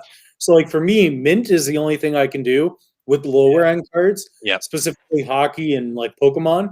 PSA, I plan on grading some next month, but I'm gonna have to pay $80 a card for a $9.90, like $1,000 value, declared value. So for me, I find grading PSA is only worth it for legend players or like expensive cards, which is going to wait anyways because they're that card's worth so much, it's not gonna go down. So it's weird. $50 per card, and I heard.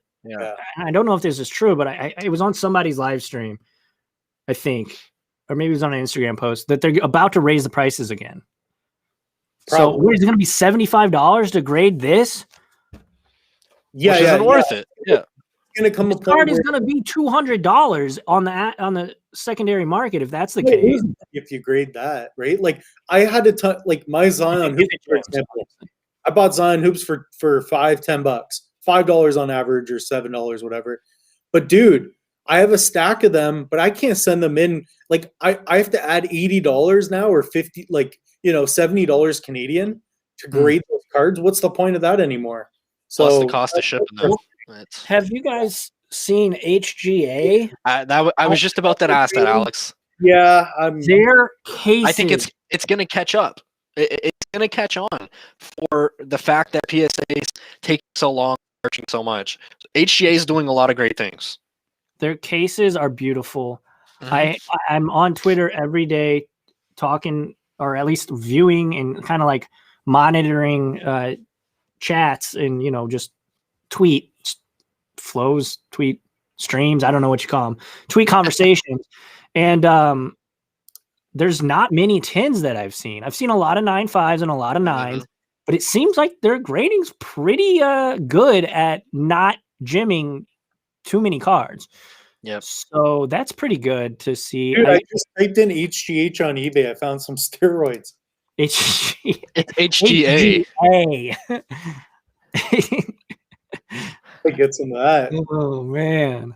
No, and I mean, like their artificial intelligence at coming up with a formula, it's fair too. Like I know. I'm not going to name names or anything. They have like an algorithm? Is that how they do it? Or yeah. So so what they did, they grabbed about 3,000 cards from PSA and I want to say Beckett, right?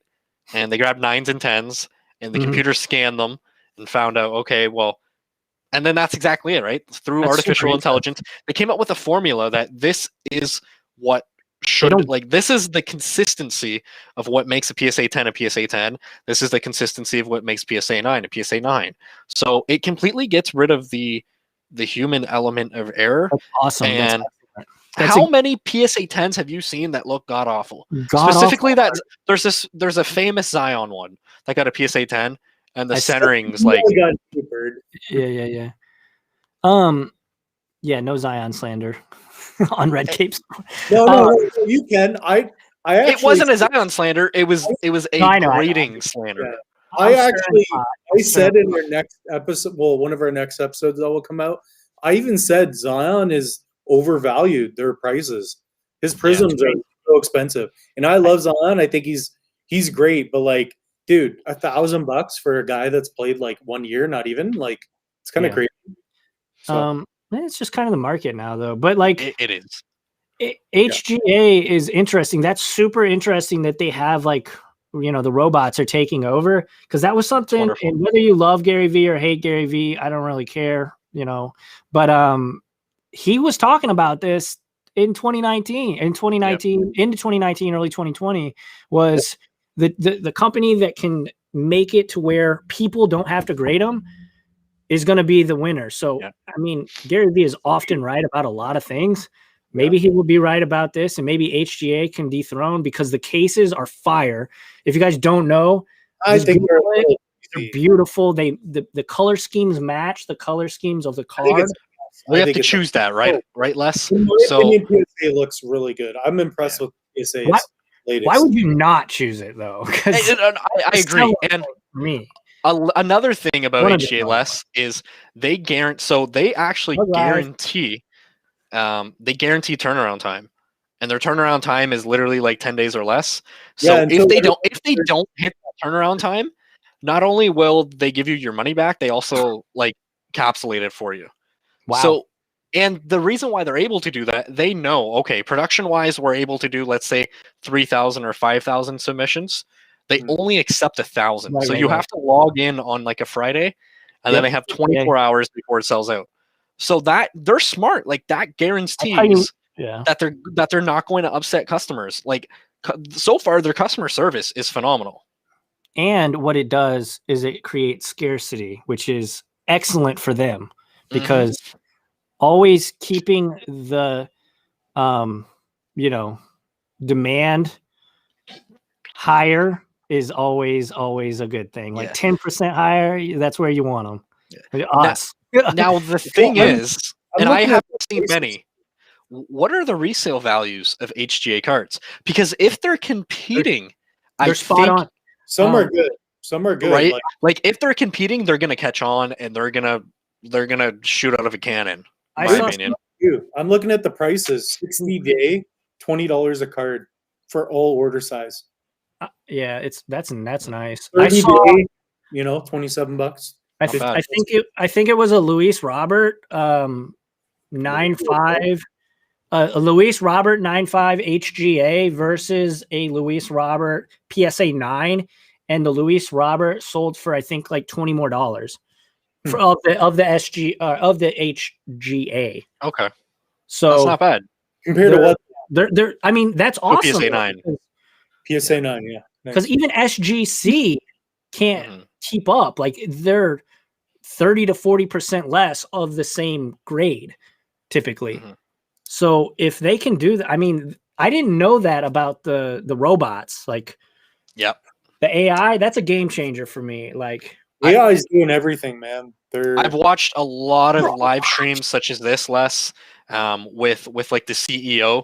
So basically, the reason why the guy created it, he's got like 5 kids, and he's into the hobby, and he was just tired of imperfections, and that's it. Like, if you know what's at PSA, it's not hard to say I have a Jordan, and it's likely going to be next Jordan type of thing, and they'll look out, they'll name, and if Chad, so to speak, is grading your card, it's not hard to do a favor. Like, it's exactly, it's not hard to do a favor. And flip side of that coin, if Chad got a ticket on the way to work, spilled his coffee, had a bad interaction with his significant other that morning, he's in a bad mood, he gets to work, he's like, oh, perfect Jim Mint, Mike Trout 2011 Topps update, 9 8 or even 8. yeah, whatever. But like, taking the human element out of almost anything in terms of like something that is like supposed to be a very high, looked over with a fine-tooth comb, and if you can do it better with a robot, I will always take the robot.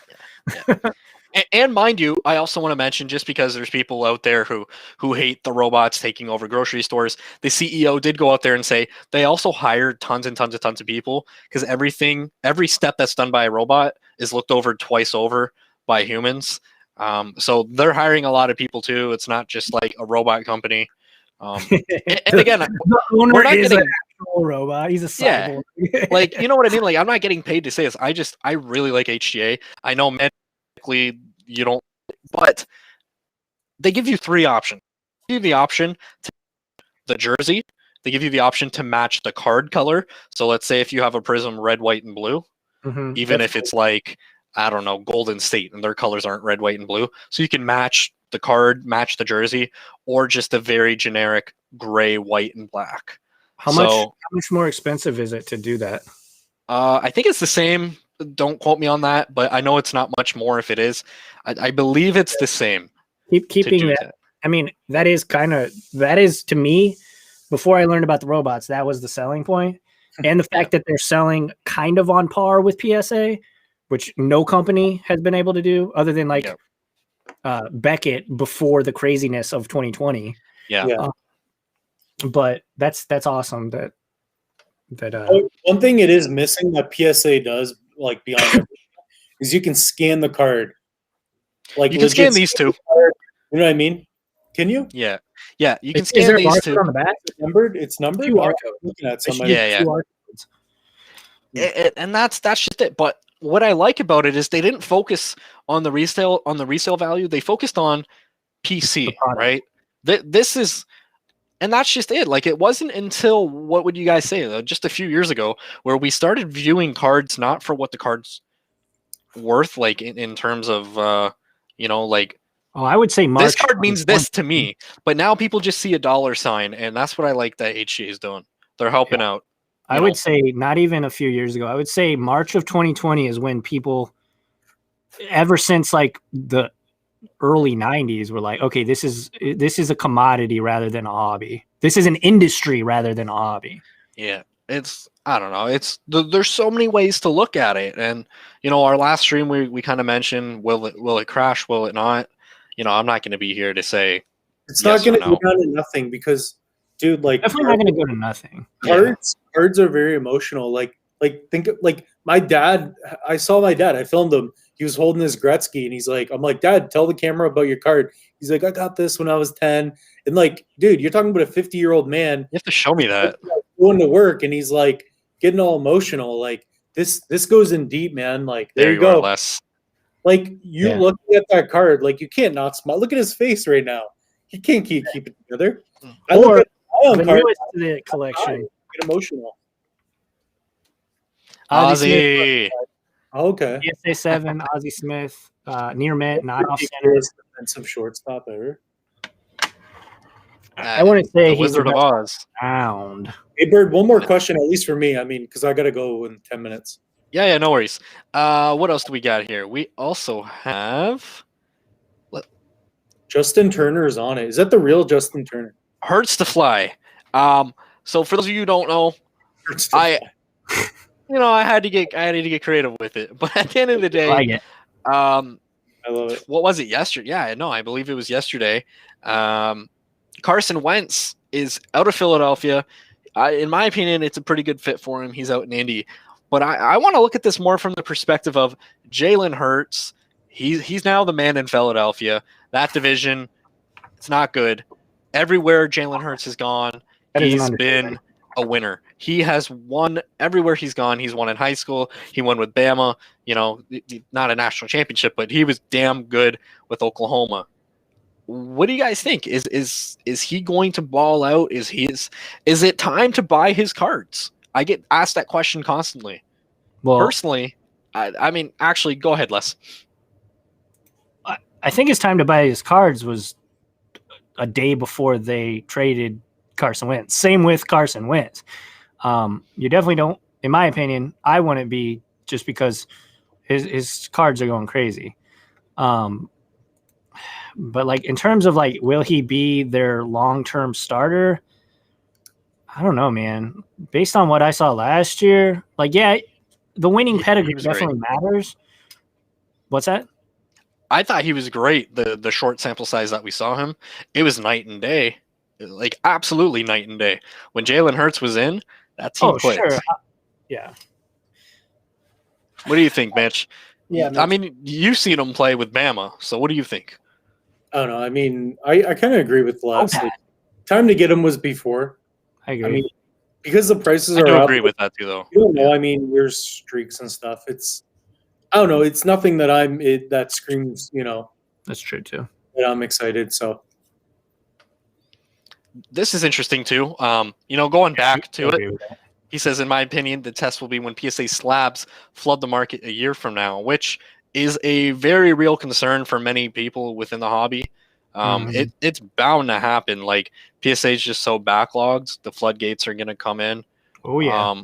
So that's another thing, right? New people need to PSA 10, Lucas. That was something last year. When I was first making content, is I very strongly said, and I think I said it on this channel, or maybe even Bird, you came on my channel. I didn't think last year that population reports mattered in 2020. Me neither. I said in my very first video in 2021, population reports will matter more than ever in 2021. So that is a very good point, Martincino. Sorry if I butchered that, but I definitely think some people are going to be in for a rude awakening. Because attention will start to go other places, right? Like, I don't know, kind of going back to our conversation of will this hobby, this industry be as hot and for how long? I don't know. Obviously no one does, but it will taper off eventually. That's just how things go.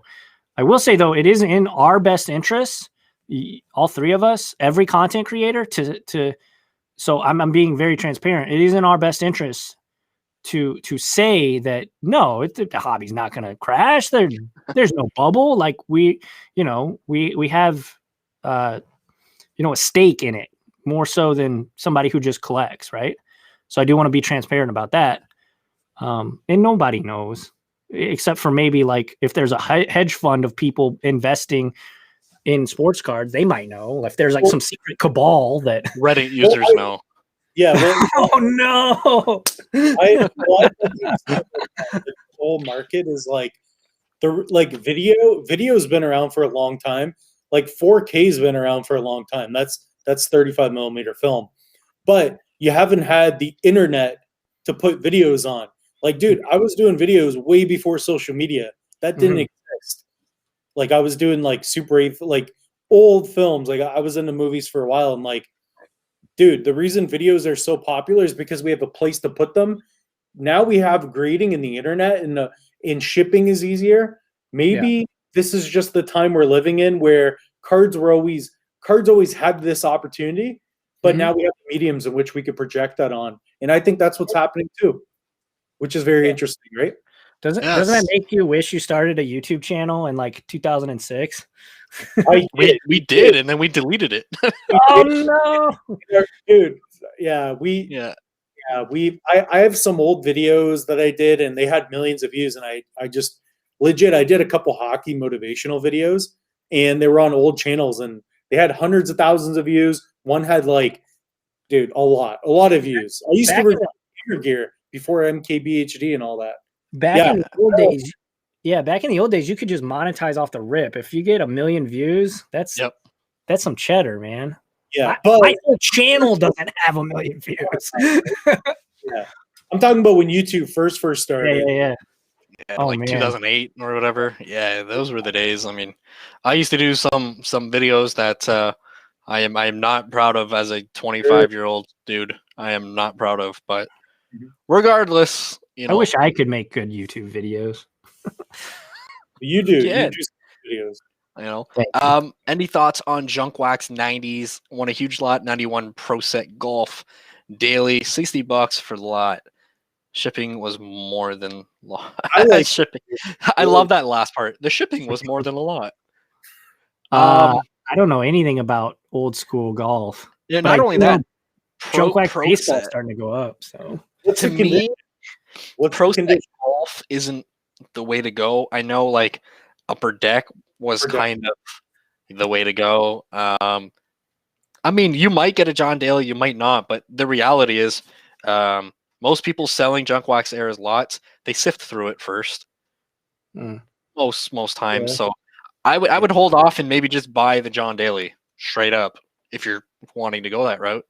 That dude hacks. That dude murders golf balls. If he was allowed to drink, he would have been the best golfer ever. No joke. His son was allowed to drink. If he wasn't. If he was allowed to drink. If he was. Oh my God. Have you ever seen his interview? He said he's never lost. If he said if he was allowed to drink on tour, he would never lose, and I believe him because he's loose. He's crazy, man. John Daly. Yeah, he's a whack job, man. Yeah, Daly is hilarious. Yeah. I don't know, man. If there's some Happy Gilmore cards, I'd be investing. Oh my God, that would be awesome. That's a great film. I want to watch that. It was actually the 25th anniversary, like a day or two ago, and Adam Sandler did the Happy, so not bad. He's like, "How's that, Shooter?" Shooter McGavin. To answer that question, so there's 20 boxes, 36 packs. I would still hold off. Like if it's $60 and then you said shipping is more than 60, now you're paying some good money. Oh man, Daly is popular with everyone. Didn't he shoot a golf ball over Niagara Falls? Dude, was that John Daly? That's like I said, that guy murdered golf balls. I don't know. I like Arnold Palmer because like his drinks are great. You know, Tiger Woods doesn't have a drink. Bird, I saw this. Yeah, he does. Bird, I watched this Howard Stern interview with John Daly. Yeah. Bird, John Daly did this interview with Howard Stern, and he talked about how he gave up drinking, so now he only drinks like 20 beers a day. But he doesn't drink hard liquor. Only 20, eh? That's just crazy. He's been divorced 5 times. I would die if I drank 20 beers a day. This guy is so funny. He plays with those shoes. So Mitch's logic: invest in guys who drink 20 beers a day and / smoke cigars. Babe Ruth. They're a legend. You're describing Babe Ruth. Hot dog, beer, cigars. Babe Ruth, Burrow. I mean, non-injured Burrow. You have Michael Jordan, LeBron. Smoke cigars. J-Lo. I mean, because she looks good. There's tons. I mean, I'm pretty sure Roger Federer did too after winning like his 7th Wimbledon. Doesn't surprise me. Do we have any other topics? Because we're kind of no. One more question. What else do we got here? Oh man. Ah, come I skipped here. over this one. Buy, sell, or hold USA soccer cards. I don't mean soccer cards manufactured in USA. I mean guys who are playing for United States men's national team. I'll be the first to say it. Can I ask this question? Yeah. I mean, Virgil- yeah, you can opt out if you want. All I'm saying is, a guy like Christian Pulisic, maybe not the greatest. What's that guy's name? Weston McKennie. Weston McKennie. Also, no offense, greatest, but there's a market for it. When World Cup comes around in literally like a year and a half, like it or not, everyone kind of falls into that. Everyone does that. Everyone changes their little Facebook profile picture to a jersey of some country. Is the World Cup every 4 years? Yeah. So it's every 4 years, right? Every 4. Okay, so every 4 years, Americans really like soccer. Yes, and that's what I'm saying, right? I wouldn't invest in Christian Pulisic, the player. I will invest in him, the American player that people are going to come into the soccer card market. Everyone's going to make soccer card videos, and he'll be investable. And I think there's a market for it. That's all. I again, Christian Pulisic can't. He's like Derrick Rose, can't remain healthy. Can't even crack the starting 11 for Chelsea. But regardless, I think there's a market for him for all the wrong reasons. All the wrong reasons. Yeah, just it's gonna be a bunch of ignorant Americans like, I know this guy, let me buy him, and then that's gonna drive the prices up. Yeah. All right, dude. Guys, I need to head out, but I'm sure you guys can cover it. You guys are both nerds. Right, nice talking with you. Yeah. All right. Peace Yeah. out, guys. Adios. All right. Later, Mitch. I know. But yeah, like the year that the America won the women's Oh yeah. was it World Cup, I think? Yep. Mia Hamm and all that 2000 Mia Hamm. Was it 2000? I thought it was earlier than that, but yeah, it might have been. Yeah. Oh my God. You would have thought that America won gold in everything at the Summer Olympics. Like that's how big it was. It was bigger than that. It was to that point, in my opinion, it was the biggest American in my lifetime. It was the biggest American sports achievement ever.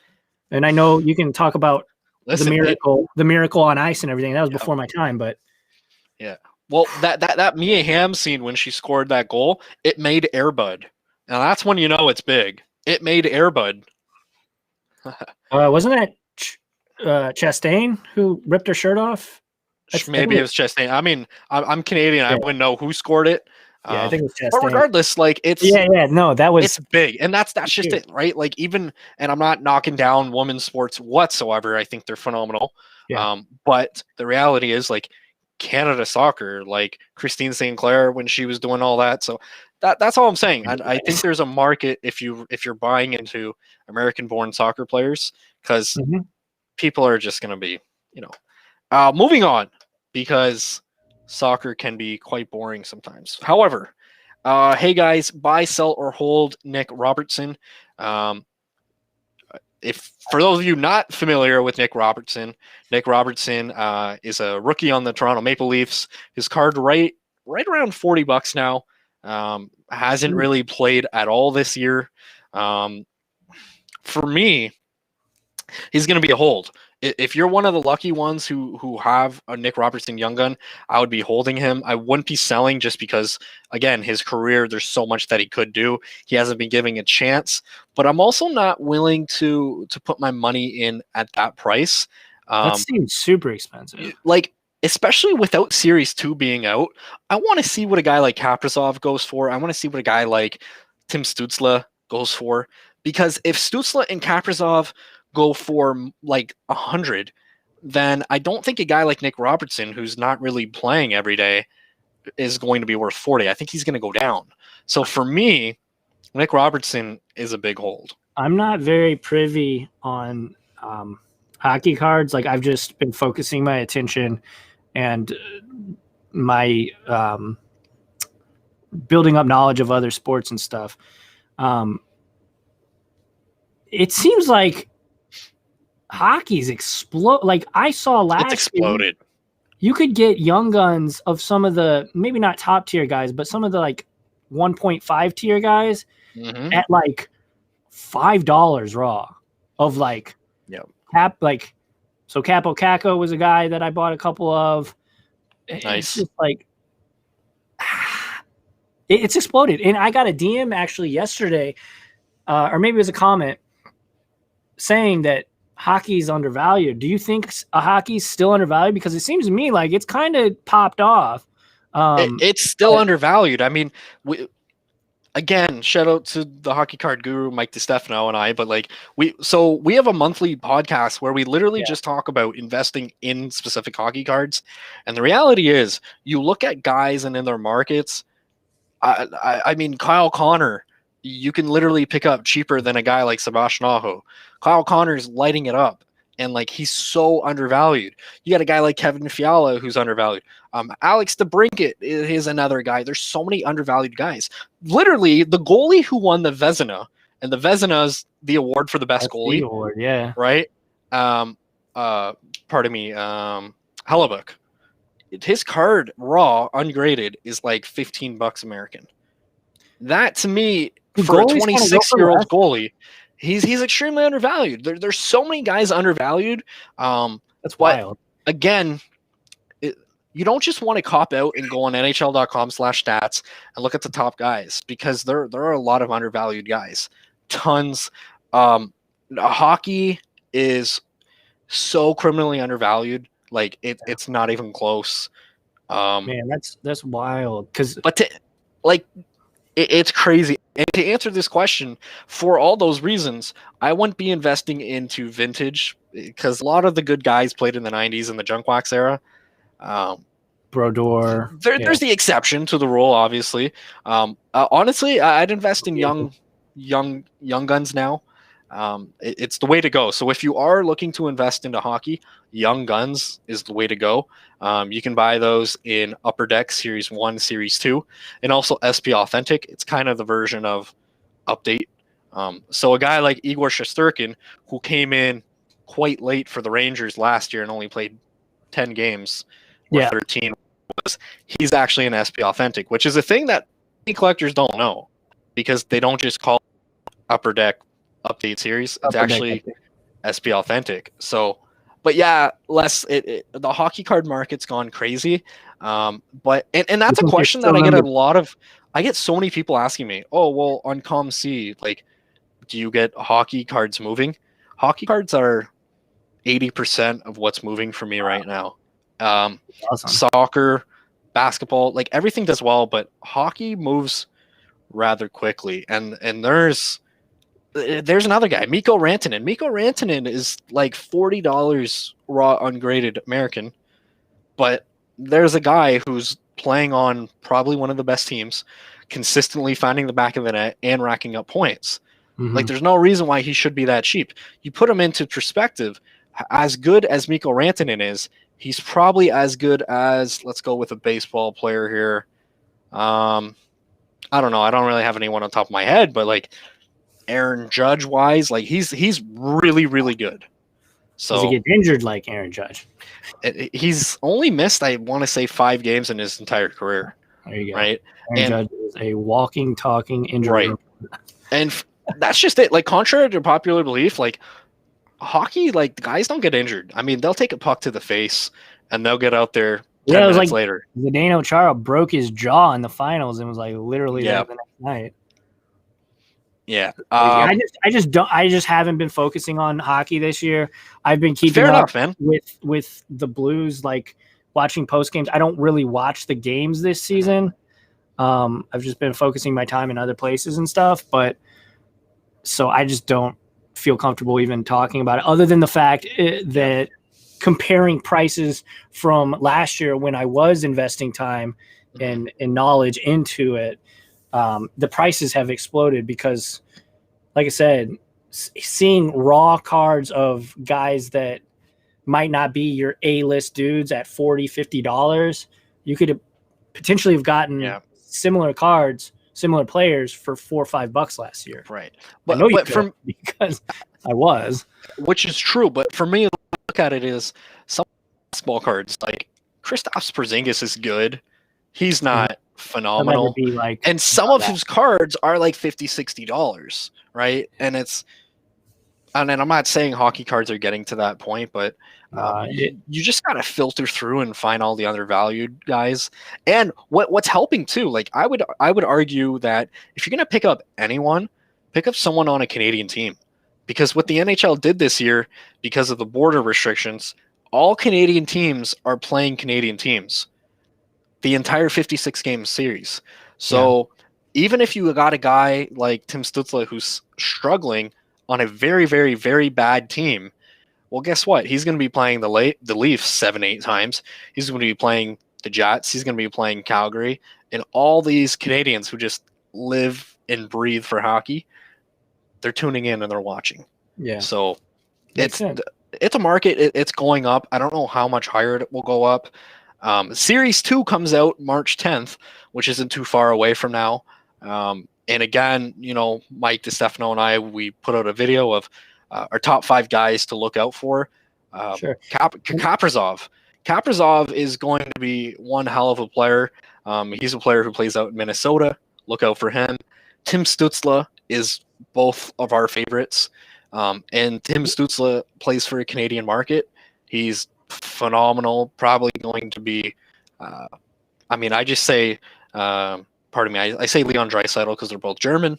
Sure. Then there's a guy like Nils Hoglander, Romanov. Like, there's a lot of great guys. Series 1, it was Alexi Lafreniere, and basically that was it. And then obviously Alexi hasn't performed. So even more reason less, I would say hockey cards are extremely undervalued now because of the fact that Alexi has... They dropped, man. When they came out, they were $350. Yeah, I saw. I wanted one. They were ridiculous, right? And now he's got 1 point in 14, 15 games. 1 point. That's it. So he's not performing. It was an overtime goal against Buffalo. A beautiful looking goal, but again, Mike and I we spoke about it in a podcast. I would still be buying Alexi. Not just because we're a Rangers fan. We spoke about all the reasons why to buy him. It ultimately comes down to his market. And basically what happened was he was playing juniors and then COVID hit. So he stopped playing hockey.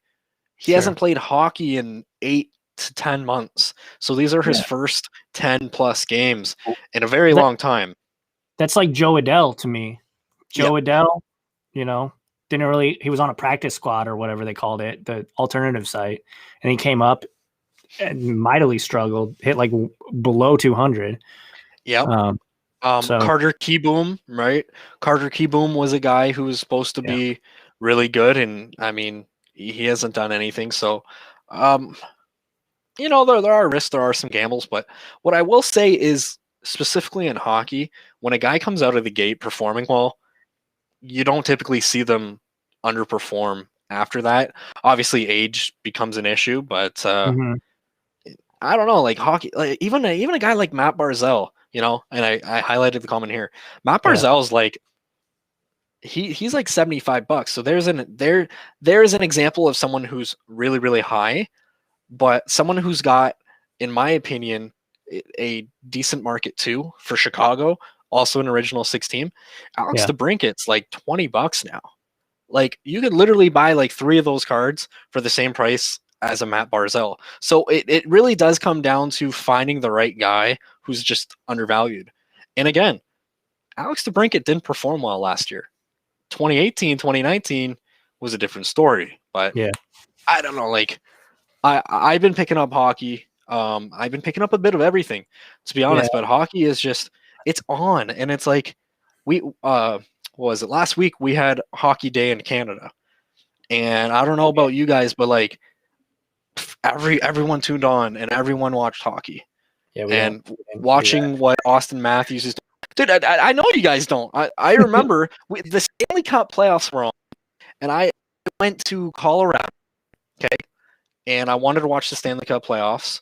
I forget what, I think Pittsburgh and I want to say Chicago that year, or Pittsburgh and the Wings. Long story short, either way, that's what was on the bar. High school volleyball was Oof. on TV at the bar during. So that's just it too, right? Like, are Americans going to come in and actually pay attention to hockey? It seems like you do, like you I personally. think generally speaking, the answer is no, because in America, and we've talked about this, I don't know if we've said it on air, Yeah. but it is very, very regionalized. And this, I haven't paid close attention all season long to hockey since That's I fair. was in Yeah. junior high, maybe, when I had an abundance of time to study the players, play the game. So I got to learn all the names of like the third, line guys on every team. Mhm. So I, obviously when the Blues won the Stanley Cup, that was exciting, right? They sucked at the very beginning of the season, and They you got had hot. a reason to watch because they were, in my opinion, I like when a team struggles, just because it's something diversity is, or not diversity, struggles is something that piques my interest. So, and Sure. it was on the radio all the time. I'm driving. So that was cool. And then of course they made the change at head coach. Berube came in, they got it turned around. They didn't trade everyone, which was what a lot of folks in St. Louis sports talk radio was like, oh, they're going to trade Vladdy and they're going to trade everybody. But they ended up getting Ryan O'Reilly, and it just worked out. But that run was huge. Everyone in the city was talking about it even before the playoffs started. Mhm. And I'm very hard on the Blues because they've broken my heart so many damn times in the playoffs. We had the best player in the world and one of the best, Hull and Gretzky, and they couldn't do it. And then we won the President's Trophy, first round exit, I believe. So they've broken I actually said, I think the Blues are going to screw it up again. And luckily I was proven wrong, but the Cardinals are definitely my team, but the Blues are one that they're kind of like the second fiddle to the Cardinals in the city. So see, to me that's interesting because like Canada, like obviously the game of hockey keeps growing and growing and growing in Canada, and it's going to continue, and it's going to continue to be Canada, so to speak. But and I've said this to you privately a few times. Don't sleep on what America's doing with hockey, collegiate wise and nationally. You guys have some of, if not the best defenders for all of the United, like all of the NHL. Americans have some of the defenders. Jack Wynn, some awesome, and Team USA better. Obviously, kudos you guys. You beat us in the World Juniors, and I want you guys to succeed because that's just going to grow the sport. Yeah. But also, like, when I was flipping some of these cards on eBay and things like that, I got a lot of people buying my cards from Finland, from Sweden, Russia, even, and other countries that I would not ever suspect, like Portugal. But regardless, like the game itself is getting bigger. I believe it's tomorrow. They're playing outside on Lake Tahoe. That's going to be super cool. So if the game grows, that's going to be cool. But there's always some stuff. One of the best American players right now Mike. is from Arizona, right? Like it's Austin Matthews. Like, I'm not a Leafs fan, but I think that if I had to root for another team, it would probably be the Leafs, just because I am so, as an American, and it's kind of ingrained in us, whether it's right or wrong or indifferent, we want to root for the Americans. Yeah, it just is kind of how it is. So it's cool seeing him succeed. He's dude, and that's another thing too. Like PSA 10 that I got for $300 or whatever it was, but because they're $1,500 now. I saw. I still think he's so like undervalued, and I keep telling Mike DiStefano from Canadian Card Collecting, go check out his channel. But I keep telling him, I keep telling Mitch, hey, I'm gonna buy an Austin Matthews. It's $450 American raw around. But I just don't have the money to spend that. I want to get there. But like honestly, if you guys are listening and if you guys have financial stability. And again, I don't own a card, so I'm not trying to pump anyone's brakes here or whatsoever. What I will say is Austin Matthews is a generational talent. He will win, the Rocket Award for the most goals. He's phenomenal. He's literally got basically a goal every single game this year. It's crazy. He's generational talent, and as I said, it's the biggest market in the entire hockey world. It's not incredible. It's not only the biggest market in the hockey world. I think the fact that he is an American matters. That helps too for the card prices. Yep. And again, I'm not like some weird American nationalist or anything. The reality is, it is. He might not reach Patrick Kane in terms of points, but I would put money on that when it's all said and done, he's got a legitimate chance at being the number 1 goal scorer born in America. Canadian Card Collecting says Hart, Selke, and Rocket. Bucket. So, and he said Bucket. Hart is MVP, correct? Yeah. So Selke I mean, he's most points, or I don't know that one, to be honest. To be honest, Mikey, I don't know that one. Comment down below with the Selkes. Is that most points? I don't know that one. That one doesn't get spoken about too much in my mind. Obviously, Norris goes to the best defenseman. Vezina goes to the best goalie. I know Vezina and Hart. Regardless, Austin Matthews is like I don't know how to say it. Oh, defensive forward. Okay. Defensive forward. See, that's why I know about it. Well, I believe Ryan O'Reilly won that last year. Correct me if I'm wrong, Canadian Card Collecting. I don't know. All I know is the only reason I know that is because he's a blue. Pavel Datsyuk won a ton of awards for what he was able to do. But Red Wings, regardless, the Red Wings and the Black. There was a question up here too. Somebody said goalies. Are goalies investable? That's what I was actually going to say, because I think I talked to you about this last year. Is I was trying to get every player from the Stanley Cup Blues team, but I noticed even last year that Jordan Binnington was like $40. So I can't imagine how much he is now.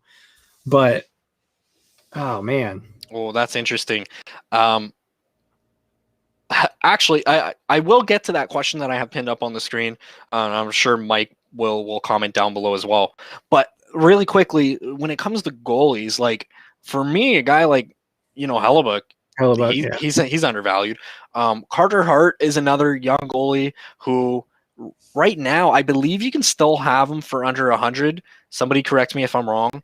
Regardless, even if he's like Carter Hart he's, and I hate to say he's the next Carey Price, but in my mind, he's got every tool available to be the next great goaltender. That's a big. No, but honestly, like he's phenomenal. And the Flyers, he can get it done. The Flyers are a phenomenal team as well. Mike and I would be investing in Carter Hart for sure. I hate to keep bringing this back to the Blues because I know people don't want to hear just about the Blues. No worries. But what do you think? Obviously your hockey knowledge is far superior than mine. What do you actually think about Jordan Binnington? Like, is he a long-term? Is he the next great goalie, or was that season a flash in the pan? The way before you answer, I kind of want to give you my thoughts. Just because he's his demeanor when we were talking about Joe Burrow earlier being the man and being able to put the weight of a team and a franchise expectations on his shoulders and just run with it and kind of not even care about what other people are saying. The question was asked to him during I think it was going into game 6 or 7 of the finals, said, "Are you nervous?" He looked dead at the camera and said, "Do I look nervous?" Stone cold, stone face. Like, to me, that matters especially for the goalie, because if you get you give up an early goal, you get a lot of people get rattled, and that's the end of it. They'll give up 3 more. He proved. But I just want to know from your perspective, was that kind of a flash in the pan, or do you think he is the real deal? Because his contract is up after next season, I believe. Right. There's a lot of talk on St. Louis Sports Talk Radio Are they going to resign him? Is he the real deal? Da da da da. They got Husso behind him now, so right. Well, listen. At the end of the day, he's 27 years old, which typically speaking is prime, your time to shine for a goalie, right? Kind of your prime. Let me say this: he's 8-3 with like a 240 goals against average, whatever it might be, and the Blues are winning hockey games. A large part of that, sure, he's got great defense in front of him. I think he's the real deal. I don't think he's going to solidify himself as one of the greats. Maybe age isn't on his side. Listen, he's a bit old, right? He's 27. Right? I believe he's 27. I mean, his career started, like, correct me if I'm wrong, but his career started a bit later than... It started a bit later. That seems to be, other than, Carey Price started quite young. Marc-Andre Fleury, those guys who were drafted in the first round started. But for the most part, I mean, look at Hellebuck. He started a bit later too, 21, 22 years old.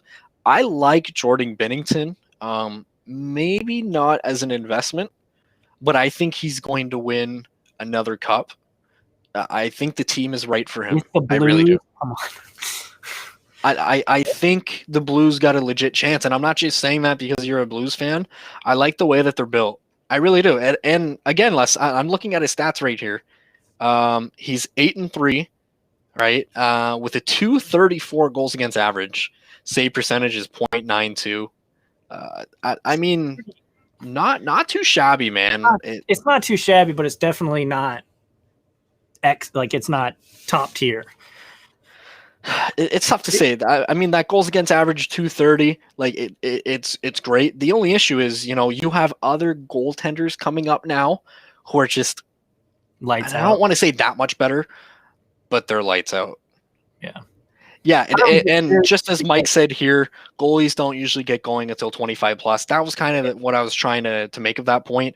It's very rare, and I mean, even a guy like Igor Shesterkin from my New York Rangers, he came in a bit later, right? And it's just what you see. So, interesting. Let's see here. A lot of people think he's a flash in the pan, which is interesting. Chicago won.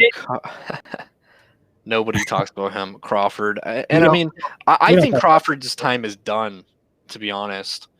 I really do. There's another thing, too, and I want to highlight this comment, Les, not just because of all the Duster teams. Hockey doesn't sell in Arizona, in Anaheim, in LA. Yeah. Minnesota's slightly different. I have a buddy in San Jose from Minnesota, and he loves the Wild. Yeah, like it's how else do I put it? It's the American markets. They need some work to do. Minnesota is just like high school hockey in Minnesota is beyond belief wonderful. So that's just it, right? Like, let me put it this way: Erik Karlsson at one point was like the talk of the NHL. He was playing on a okay team, right? I mean, he made a decent playoff run, beat my New York Rangers. And this is a defenseman who's going coast to coast, putting the team on his back. And then he got traded to San Jose. And, we don't really talk about him anymore because the market, like, that's the thing that I want to advise people of. When you're investing in hockey cards, the market, like, it's just not there in those specific spots. Like, I wouldn't advise you to invest in anyone on Anaheim. Right now, there's a few guys on Arizona. I like Barrett Hayton. I like Clayton Keller and those guys, but the market's not great, man.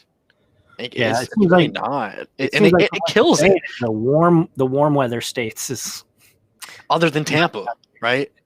Other than Tampa. Yeah. I will say, though, just based on what I know about Blues fans, there are people that don't like baseball. Obviously is not the most popular sport on the planet. And even in St. Louis, where it is king by a pretty considerable margin, there are people that do not like the Cardinals that love Blues hockey. So, take that for what it is. I think St. Louis, in terms of American markets, has got to be up there. Maybe not to the same level as New York or Tampa, but I don't know. Maybe it is. I'm kind of in the soup, so to say. So if I were to take it out, maybe that's it, right? Like, I mean, just like the comment that we have pinned up here from Mike, he said Austin Matthews will make kids in the desert in Southern California want to play hockey. And like you said, Austin Matthews being from Arizona is huge. I don't see him going to play in Arizona. There's a lot of rumors, at least last year. I think those rumors have kind of quieted down now, but there were rumors that, at one point in his career, he wants to go home and play in Arizona. And there were rumors that Arizona was kind of going to build around him. I don't think that's going to happen, especially with all the success that the Leafs are also having. But I think Mike is right. Like, hockey's growth, hockey's still quite young. So when you're looking at investing, that was just it. Like last year, think about how many people kind of shied away from hockey. Oh, it's not a big market. It's not doing anything. And it kind of blew up. But I don't think this is the end of it. It's also expensive to play. Dude, hockey, I hate to use this wording. It's a rich white man sport. It really is. It is. And it's not just the equipment. It's the ice time that you're spending. It's your sticks that break. You can buy a stick anywhere from $50 to $230+ more sometimes. And the insurance on that isn't even the greatest. Dude, hockey's so expensive. I know families to play junior hockey who are spending $30,000 a year. And I believe to have it. their 16-year-old kid play hockey. Hockey's so there's another thing, right? Like it's a lot of people don't watch hockey because they don't play it. And a lot of people like basketball, right? So why basketball is the most popular trading or exactly. It's a mixture of things. Obviously, we have these larger than life personalities. They're not wearing helmets. Many of them are very outspoken. But it's also the accessibility. And if I hoop and you hoop, we care what the pros are doing, right? So, and you're right. Hockey really is a rich white people's sport. I remember when I was in junior high, my two buddies, they were brothers, and I'm not from a well-off family at all. They played hockey, and they're like, "Oh, you should join the team or whatever." And I was like, I literally can't do that because the barrier to entry is way too high. And I mean, in Canada, it's like everyone's playing. Like, it's just so hard to get. I don't know. I have so many views on hockey, specifically in Canada. And again, I don't want to speculate what it's like in the States because I don't know. But I know, like, for example, T-ball, right? T-ball in Little League, from my understanding, it's affordable. It's easy to sign up. You have the games on the Saturday, whatever, and it's played. Yep. Sure. Okay. The barrier in Canada even is Timbits hockey, at least when I played, at the age of 5-6 years old, the only ice time you could get because you're 5 and 6 is at 3 a.m. So mommy and daddy got to wake up at 3 a.m. and I kid you not, bring you. Literally 3 a.m.? I'm not lying. I'm not lying because in a lot of small towns, you got one rink because the cost is so high, right? So when you got, well, think about it. You got the 16-year-old group, you got the 12 to whatever group, and you got all these different groups, and there's only 24 hours in a day type of thing. So, and some games 2 hours, so that's even less. So 3 a.m. And I thought you were joking. No, I'm not. The awful. Yeah, Mike says 6 to 7 a.m. That's probably, but again, he's in a bigger market. And my mom got so upset because. At what age was this? Oh, like 5 or 6. Timbits hockey. When you're not getting a 6-year-old LessAlex up at 5 a.m. to go. It's just what it was. And the worst part was, so the longest time, Amherstburg hockey, they had, this age, this time. So when you graduate to the next level, my mom was so happy, she could sleep until noon. All of a sudden they flipped it vice versa. So now the young kids were at noon, the old kids were at 3 a.m. and it was a joke, but needless to say, hockey's growing in Canada. I just think it's like, how big is the hockey card market going to get? And like you said, I think we need to get people playing the sport, to love the sport, to watch the sport, to invest in it. And what I'm saying here, all this just to say, even in Canada, it's tough to develop hockey fans. And that sounds stupid coming out of my mouth. That makes me sound stupid because hockey is huge and everyone loves hockey. I'm just saying, like, the diehards, I don't know. Like, did Mike DiStefano, you're probably out there, did you ever grow up playing hockey? Because even me, what happens, dude, is a lot of guys, they'll grow up playing hockey and they'll stop by the age of 12. Yeah. They'll just stop. And like, to your point, I played baseball, was like the only sport I really cared to play. And I wasn't good by any stretch of the imagination at baseball, but I loved it. Right. And because of just my upbringing and my relationship with my grandma and everything, she got me to love Cardinals baseball. So I wanted to be the next Ozzie Smith. I wanted to be, at the time, the next Gary Gaetti, old school catcher for the for the Cardinals. But like, yeah, my last game was in 8th grade, I think. I never tried out for the. I thought I was too small to play in high school. It's might be one of my like few regrets from high school is not at least trying out for the baseball team. But I mean, yeah, it's a low barrier to entry though. You just need a glove, and and sometimes you don't even need that. Because the teams will supply you. So, dude, I don't know. It's crazy. And I just, again, when I think about the growth of the hockey card market, it I don't want to say it's just Canada. It's a bit of the US and all that. But for the most part, I mean, I think it's fair to say Canada is going to drive the market. Like, we gobble up hockey. Like, and I was telling you earlier on, the World Juniors, dude, that sucker starts Boxing Day. We got coverage basically on my birthday, and my birthday's in October. And they're scouting these players. They know everything there is to know about them, and it's a 2-3 month process. And anyone else in the comments can let you know. Guys are painting their face to watch, and I love it. Like, dude, the other day I just got done playing pawn hockey with some buddies of mine, and I really wish I could have played with the other guys, but obviously COVID's still a thing. The social distancing is very much fact, but just like, hockey's big, but yeah, I think though, and then Canadian Card Collector says the market's still very affordable. Sealed is cheap compared to basketball and football. I don't think any sport can really compare itself to basketball. Basketball is the top dog as long as like the hype culture and the sneaker resellers and stuff are engaged and the attention is on the sports card market.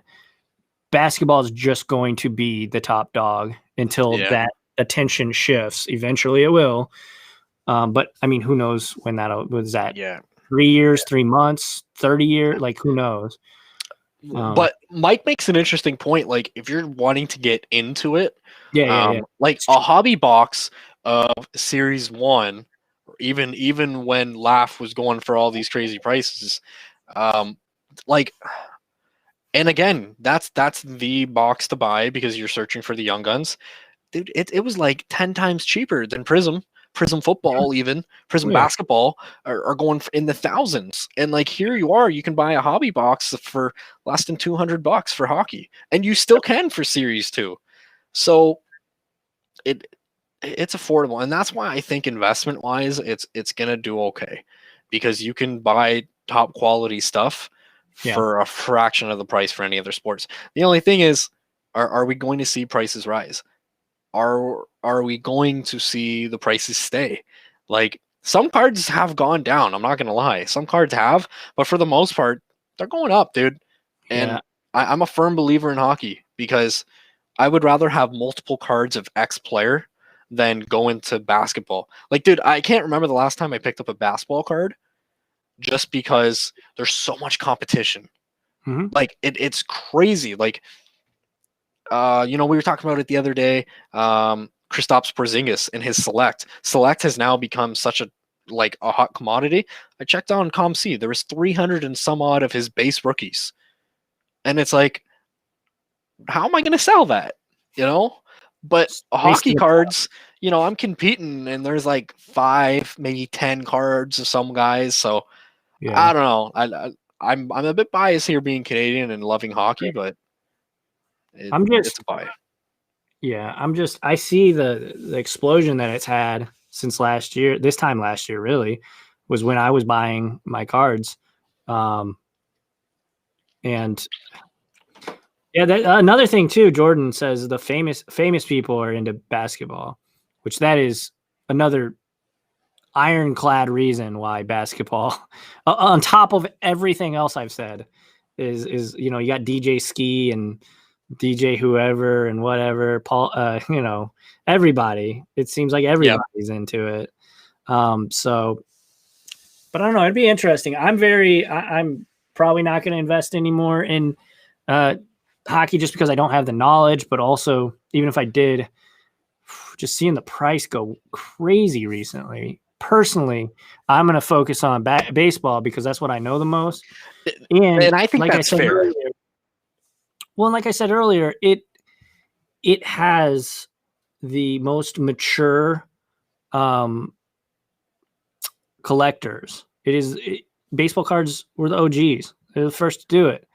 And I think I said this maybe earlier or maybe before we went live, but the ratio of collectors to investors, I think in baseball is skewed way more towards collectors, right? That's a great point too, right? And I mean, dude, there are some baseball cards too that are like so undervalued, like extremely undervalued. So yeah. I think ultimately though the problem with baseball cards is we have a guest here. Quickly. What up? Hope you don't mind. We had to get the guru on. He was messaging me, this guy's just going crazy over me talking hockey. Yeah. So there's Mike. Mike, what's going on? Can you hear us? Unmute. We should have played the Stone Cold Steve Austin entrance music as soon as we can. Mike will come on. So if he can hear us. Mike, I can't hear you, for the record. Yeah, we can't. Still can't hear you. Once you get those technical difficulties figured out, we'll give you the big thumbs up. If it's blinking. No. Anyway, while Mike figures that out, baseball cards. Dude, I was looking at it, and I'm not saying that I'm investing in him because I'm not. Can you hear me now? But like even a guy like Raphael. Hey, yeah, we can hear you. Let's go. We can hear you. Nope, not anymore. Yeah. Well, Les, what do you think of a guy like Raphael Devers? Even, I believe he's going raw, ungraded. Less than $10 all day too. Yeah. Full disclosure, I do have several raw, and I think 1 or 2 PSA 10s. So I just want to get that out of the way. What was his stats weren't great last year, right? No, not last year. The year before were pretty damn great. No. Last year though, they were pretty. Yeah. They were not good. Neither were the Red Sox. Yeah, well, but I think again the same rule applies to every baseball player from last year. I'm not going to, destroy a guy because he underperformed, but also I'm not going to put somebody on a pedestal because they were an MVP or won a Cy Young. It's just how I'm looking at it because it was a very strange. It was a year that we've never seen as humans. So, at least in my lifetime. So now, Eric, can you hear me? And yeah, there you are, Mike. Well, hopefully it doesn't go out again. I don't know what's going on. All right, we can hear you. All right, and there's a lot of guys asking some hockey questions here, Mike. and you informing us of the Schalke. You always learn some stuff. And, at the end of the day, I feel like I know some hockey. I just don't pay attention to offensive, defensive awards. So my apologies. All good, buddy. But I think Matthews is going to win a whole whack of awards. He's having an unreal season. And I mean, LessAlex, I remember you said you picking up for $300 on a PSA 10. Turned out to be a pretty good bet. Pretty good bet with the hockey card market really taking a massive leap. I sold too early. I sold it for like $550. Yeah. Oh man, you know what though? I didn't wait long enough. I did the same thing. I sold a raw at a card show back in November. I sold a raw for about $250, I think. Also sold a Marner, an Eichel, a Carter Hart, all on that same day. And to this day, I am so upset with myself because if I would have held on to those all 3X'd by now. They've been 3X ever since. Upsetting. Marner's prices raw were dirt cheap last year. Yeah, like this time last year. And I was like, okay, I'm gonna pick up this mammoth of a card. To me, $350 was like buku bucks. And then I'm gonna pick up some Marner's raw, and I didn't, and I wish I would have because dude, if I could make a list of all the cards I should have bought, oh god. It's for me. It'd have been like 400 copies of Fernando Tatis. Or how about Mbappe at $30 2 years ago? Yeah. Well, for me, right? Like I was telling, like when I first started, I didn't have the money. Mitch did, so I was like, "Hey, Mitch, like you should get back into sports cards like we used to." And I was telling him about Fernando Tatis, $6.50 shipped all day. I bought one card. I bought one, and I sold it a few months back to Mitch. Mitch bought way more than I did, and it's just like, I don't know. Like, my wife always tells me, she's like, you need to find an investor to give you like, 30 grand and then just invest it and we'll be good. But I got to find that investor.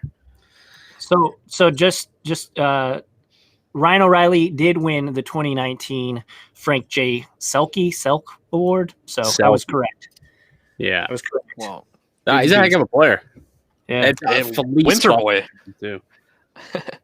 He played for he's from Windsor. Or he played for the Spits. Played for the Spits. Not a boy. There you go. Played for the Spits. But shout out to my Timmy's picks. I'm 5 days straight because Aaron Ekblad, a Windsor boy, scored. So no regrets. As Anthony says. Shout out to Anthony. Anthony's one of the OGs on Red Cape Sports. He loves his hockey. The only issue I can find with Anthony is he's a Habs fan. We're not going to hold that over him too much.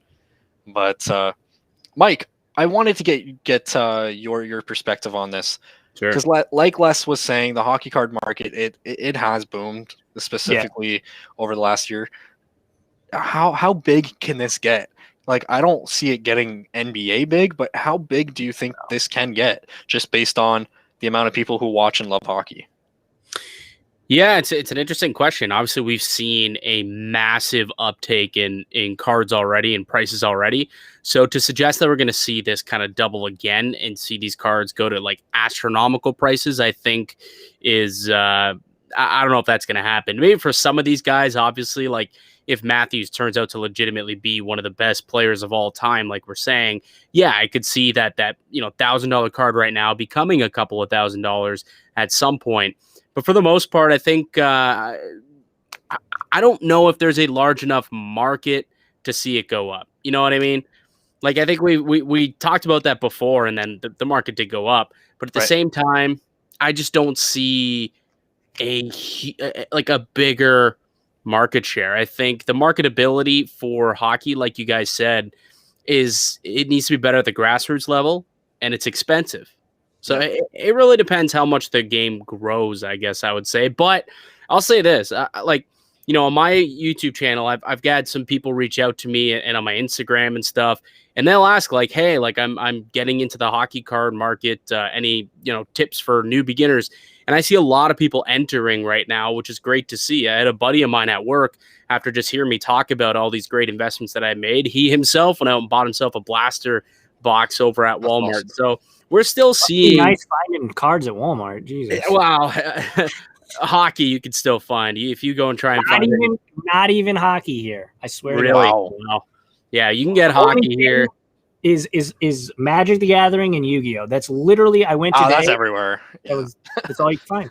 That's it. It's wild. Absolutely wild. It's sad Absolutely. too. Like, because a couple of years ago, or not even like, I guess like a year ago, right before the pandemic started, all those shelves were full. Absolutely. And all of a sudden, the pandemic hits, and now everybody is going after these sports cards and Pokemon cards and everything. Now it's all barren. So I have a question for you guys, and you and I kind of talked about this in the pre-show. And Mike, if you don't want to participate, because it is kind of a hot button subject, what do you guys think about like the flippers and like, but also people are very anti, or obviously there are the flippers themselves, but like, what are your thoughts on the flip culture? And like, can I ask this one quick first? I do get frustrated when I go and I can't find product. I'll be the first to say for sure. It's frustrating for me, and it's frustrating knowing that when I was a kid, I was able to get it. And like, there's a lot of people who might call BS on this, but I'm telling you it's real. I genuinely care for the kids who show up and want to buy product, and they don't know what cards are worth, and they just want it, and they can't get it. I genuinely hate it. But at the same time, I know for a fact most of us, we do buy stuff with the intention of flipping. So it's like, how can I be super upset that someone wants to flip something? I have an issue with someone clearing a shelf, might I add. But if you want to go out and buy a box, 2 or 3 blaster boxes to flip them with that, clearing out a shelf is where you get, like, you're at the greed point. And that it's killing the market for retail value, or pardon me, for resale value. Like, I don't know. I'm at that point. Everyone's trying to make money in this hobby for the most part. If flipping is what you do, flipping is what you do. And there's some skill that goes into it. There's these people know the stock boys by name. They know what day they're stocking. It's a full-time job for them. So like, kudos to them. How could I be mad? The only thing I don't like at the end of the day is just don't clear an entire shelf. That's just me. Yeah, I think like I'm somewhere in the middle. Like, I understand you got to make a buck, right? And especially right now, times are tough. A lot of people lost their jobs. This is a way for them to provide for their family, right? So there is that aspect, and I'm with you as well when it comes to clearing shelves. Like, it's not a good look, but at the end of the day, I worry about the long-term health of the hobby due to the flippers market. So like, not even on a day-to-day level where I can't find product for myself or kids can't find product. But at some point, someone's going to be held with the bag, because like, a lot of stuff is just like, at some point, the market is going to go down. And that point is going to get somewhere where these guys who just keep flipping and flipping and flipping and flipping, eventually you're not going to find a collector who's going to pay the exorbitant money that these cards are being flipped at. And then it's going to be a trickle down effect. Everyone's going to start selling.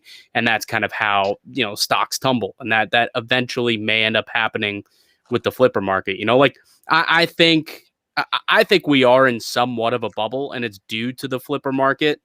So I would say that's maybe my stance on it. Whether or not I have an issue with people who are flipping, I guess not. I understand it, but I do have kind of curiosity about what it could do long term to the hobby. Yeah. Also, to answer Nick P, there is still lower end products available for kids. I don't know which Walmarts, Targets, Superstores, whatever you're going into. Congrats to that store, because around here, I'm kidding you, there's no MVP hockey, there's no Parkhurst, nothing unless you want to be in Magic and Pokemon and Yu-Gi-Oh. And again, just as I was expecting Parkhurst and MVP, I don't even know what that is. It's garbage. It's toilet paper 2.0. I know what MVP is, but it's garbage. But honestly, like, and I'm not even lying. That's your favorite product. What do you mean? You say that all the time. That's your favorite product. No, when Costco sells out of toilet paper, I go through my rummaging and I find some MVP products, and that's basically what it's good for. Bird, that's my joke. I know, but I do it now because you've suggested it. I have. That's the best. That's how you. That's the most valuable part about MVP. It's not the cards itself. It's when the toilet paper shortage comes back around when we hit this third wave. That's what you can sell to people to wipe your ass with because it's got no other value. I want to get to this comment. The Walmart in my town actually pulled everything recently. Now, when you say pulled, you mean like doing that? you Yeah. need that to happening. I've seen that happening around where a lot of Walmarts are just getting out of it because not so much because of the flipper market, but a lot of people are actually going into Walmarts and just Harassing opening people. up the packs. Like they're opening Oh, up wow. packs, and Yeah. leaving the base, taking the good stuff, and leaving. So Jesus. I remember when Wow. when Champions Path got released, people were just storing Walmart looking for the ETBs. Yeah. And so I went to go and look for one myself, and I noticed that they had them up in the front, at the front desk, pretty much at customer service. Yeah. And I was like, "Why do you guys have them here?" And they're like, "Well, because people are coming and they're opening them and stealing them." So That's smart to me. It's not. I don't think at this point it's like kind of not worth the big box stores to worry about the LP issues. Yeah. Yeah. So there's something too. Actually, today in my group chat I play Magic the Gathering, but our local game store, the new set released and the Elite Trainer boxes, they marked up to like 130. Wow. And there was discussion in the group chat on whether that was right for a local game store to do that to its customers. And at the end of the day, to me, my significant other is the owner and proprietor of a small business, of a family-owned small business. So it's like it's just seems disingenuous for people to be like, let's go support these small businesses until they can make a decent, really good profit off of something that has high demand. And now you don't want to pay the price. And where can you find it? Unless you are that person camping out with their buddies at Walmart or Target, you're not going to get the product for $40 or whatever it is. It's just not going to happen. So you're going to boycott this local owned business that is providing you a place pre-COVID to play Magic or Pokemon. Like, that's not cool. No. Like, I've heard also that a lot of these distributors are increasing the prices on the local card shops. I can see that. So they're not even getting it at MSRP themselves. They're also paying a little bit of a premium just because they can, right? Supply. Everybody wants to make a profit. Well, I mean, Exactly. so here in Windsor, we have 2 local card shops. So both Stoddy and Frank from F&C House of Cards, they've told us, because everyone's asking, how come we don't have basketball product? How come you don't have basketball? And even though they're diamond dealers, they're doing their absolute best to get the product, but they're not receiving it at all. And if they do, they're being limited. It seems like hockey's no problem for whatever reason. Yeah, obviously cases of it makes sense, obviously, but like basketball, like when Mitch and I make episodes and live streams, and when we say there's no like basketball, then there's no football, like we're not lying. Like Yeah. it's just hard to find. It's the same here. Literally cannot find sports cards, period. Yeah. At all. Do you remember, I think this was back in like June, maybe July, when you actually found some optic blisters at Walmart and you like texted a whole bunch of people. You're like, hey, you want me to buy some? Just wire me some money. I'll grab some and send it out to you and stuff, right? And you were doing that, like just buying it, and you weren't marking them up. You were just giving them to your buddies and stuff. Great on you.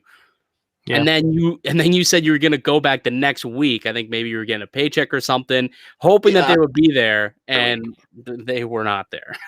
They were not there. You should have bought out the entire place, but that was in Chatham because it's on the way to work and what have you. I was trying to be as safe and responsible as possible, but like I only went because I was going there for work.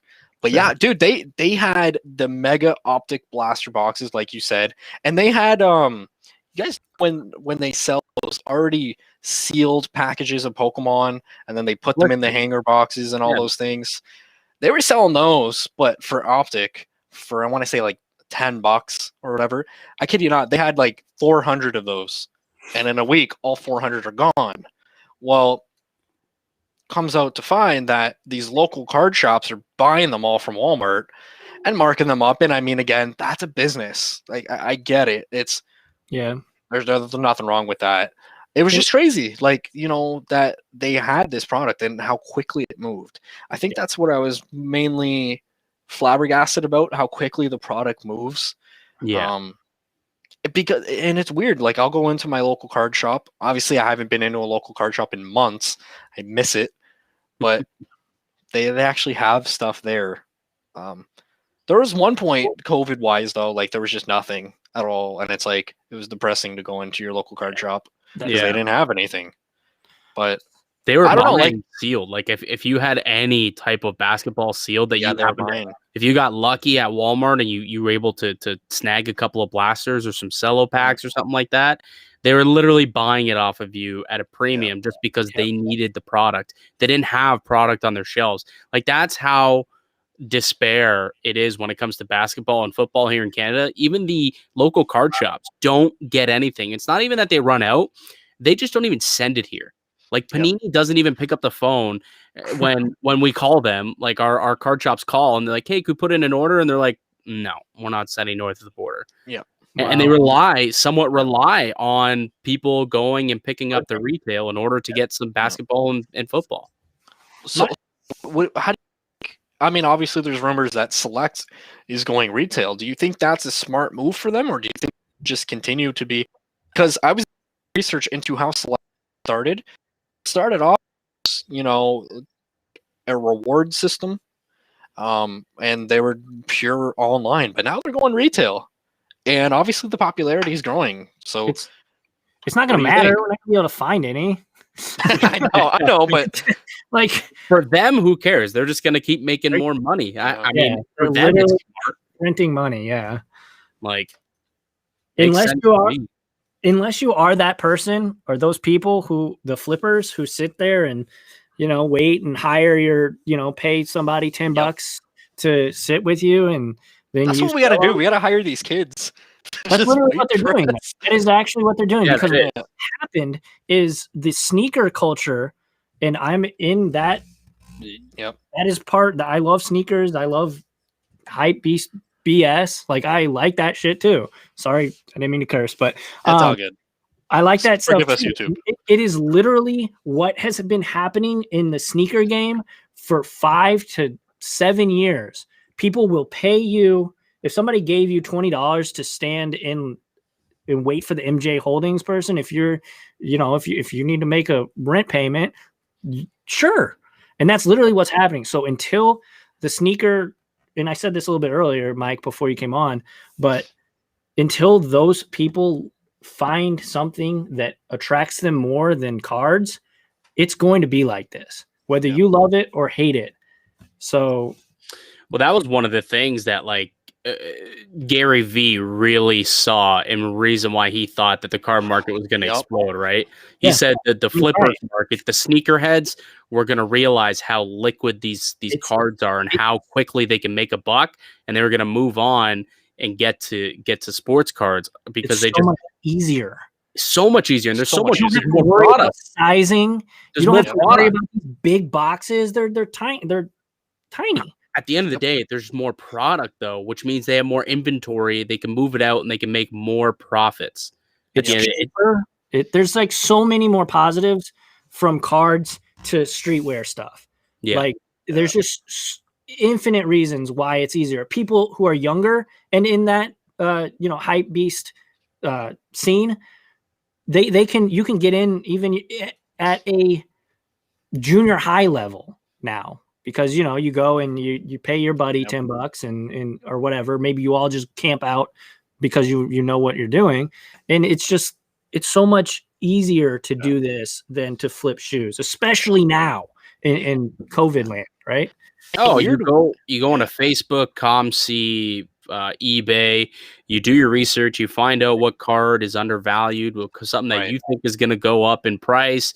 You quickly buy it. A week later, it explodes. You flip it off. You keep your profits. You keep investing. Right? That's what I was going to say. Like in a weird way, even though that all this stuff is happening, it kind of benefits me because, we've all three of us, we've had success in undervalued cards. Mhm. So, I don't know. I do Yeah. wonder It would how be much. nice to go to a store and open a box just Absolutely. because I'm a collector, and that's what I think is so important. I think at everything, it doesn't even matter what we say. The moment we start losing the collectors and the investors, this hobby is worthless because the card is only worth what people want, and some people at one point, like you said, Mike, someone's going to be left holding the bag unless you can find a collector. If it gets to the point where it's just flip, flip, flip, flip, okay, now there's no collector, we're in trouble. That's another thing too, right? Flop. Well, I think a lot of people that are coming in right now are more so investors as opposed to collectors, and a lot of people ask like, oh, well, unless these guys do become collectors and long term they're in it for the right purposes, then I think that's where we have the issue because. Most people, like for myself, right? I'm a hardcore hockey card collector. I've been collecting hockey cards since I was 8 years old. I more recently got heavily into it the last few more years, but I have been a hockey card collector my whole life. I already have a Connor McDavid, so I don't need to buy one. Lucky. And most hardcore collectors who are going to go out there already have one, so they're not going to pay the astronomical prices that are being paid right now for these McDavid rookies that are being flipped at what $3,000-$4,000 for a PSA 10 right now. Yep. Like people just aren't going to do it who already have the card. They don't need it because they're a collector. They're not looking to have 10 of them. I mean, some people will, but most people, they just want to have the one in their collection just to say that they have it. And most of them already bought it at a way cheaper rate. Right. So at this point, you're just selling it to other people, hoping to flip it, hoping to make money. And like I said, eventually someone's going to get caught. Yeah. Oh, sorry. No, go ahead, Dus.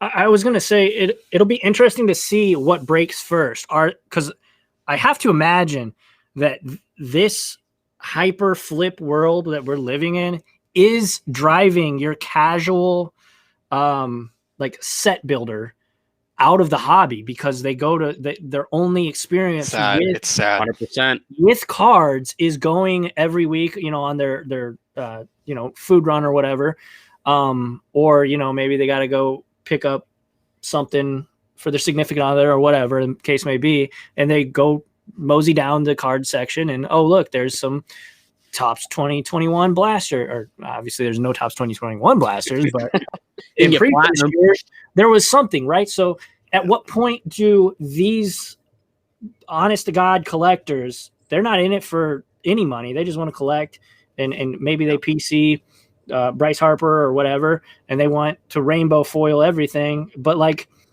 at what point do they say, screw it, it's not worth it, I can't find it, I'm just frustrated, this hobby has become more of a nuisance than a escape from reality, and these flippers can have it. So at what point does that happen? I think we're already there. Having spoken to both Frankie and Saudi, the two local card shop owners, they said business, they said while it's picked up, it's no more familiar face. And then, and Saudi, more so than Frank, he was really mentioning that. He said it's no more familiar face. It's all, that's a bad thing. It is a bad thing, I find, because let's say you want to collect Series 1 hockey. When it first came out, okay, an Alexei Lafreniere Young Gun that was fetching $300, you need it for one card out of the entire set. I mean, that's, and obviously other sports, it gets higher and higher. And 5-10 years ago, that wasn't really happening. There's no card worth that. But, especially hockey. And I mean, obviously, Mike, you've been collecting specifically hockey longer than I have. But other than the McDavid, but even when McDavid came out, it wasn't $300. In McDavid's rookie year, I paid $175 for his card in his rookie year. $175, right? That's almost that was half the price. Right? What's that? That was the most expensive card from that set, I'm sure. Base. 100%. 100%. Yeah. There's been a couple of decent Panarins come out since then. Rantanen's in that set. There's some good rookies in that set, but McDavid by far. I mean, that's the most highly sought after rookie card since Crosby back in 2005. But right? and even that, like you said, Mike, $175. Football and basketball, like I can guarantee you there's been cards that were like, I remember Andrew Wiggins card at one point was ridiculous, and the hype with Wiggins wasn't even near as big as the hype as McDavid. And that's all I'm saying. Like these other sports, I don't know how you can collect the entire sets. It's just ridiculous. Think about 28 Prism. Collect 20 Prism set for basketball with Luka and Trey, and like, good luck. I wonder though, because a lot more people are opening and ripping sealed due to like, you know, these live streams that are ripping, so a lot of openings and stuff. There is a lot more product that's out there that's being opened. Like there's some singles out there that you could buy to try and collect your sets. And maybe they're, you know, instead of opening it themselves, some of these set collectors are now just, you know, going on eBay or going on Facebook and trying to complete their sets. Like I know I've been in a few groups where people are just posting, hey, looking for these inserts, who's got them? Like in hockey, like, hey, looking for these canvases, or hey, looking for these rookies, who's got them? So maybe that's a reason why the local card stores aren't seeing people come anymore. Because, you know, like everything, a lot of stuff is just moving online. This comment here is quite interesting. He says, it's so sad during breaks, regular cards get tossed aside and ignored. 27 Gretzky rookies. I was 12 when Gretzky started, packs for 10 cents. And listen, if I could be picking up Gretzky's for 10 cents, if I could go back in time, you know, I think I'd have an easy time if someone creates a time machine, and if I can prove that it works to go back in time and buy these Gretzky's that cheap. I mean, I remember for the longest time, there was a raw Gretzky at my local card shop, and it had a little bit of damage. So I think it maybe would have got like a PSA 3 or 4, but it was like $250. And it was there for a long time, and nobody was buying it because it had a little bit of damage. But now, go see what a PSA 4 Gretzky's going for. Dude, we told the story. My dad has a PSA 5 Wayne Gretzky. He was devastated when it came back a 5, but he didn't understand, you know, all the factors that go into grading. But it was a 5, which is still like, what, $5,000 for Gretzky? Frank at one point offered my dad $500 to buy it, which was a more than fair price at the time. Yeah.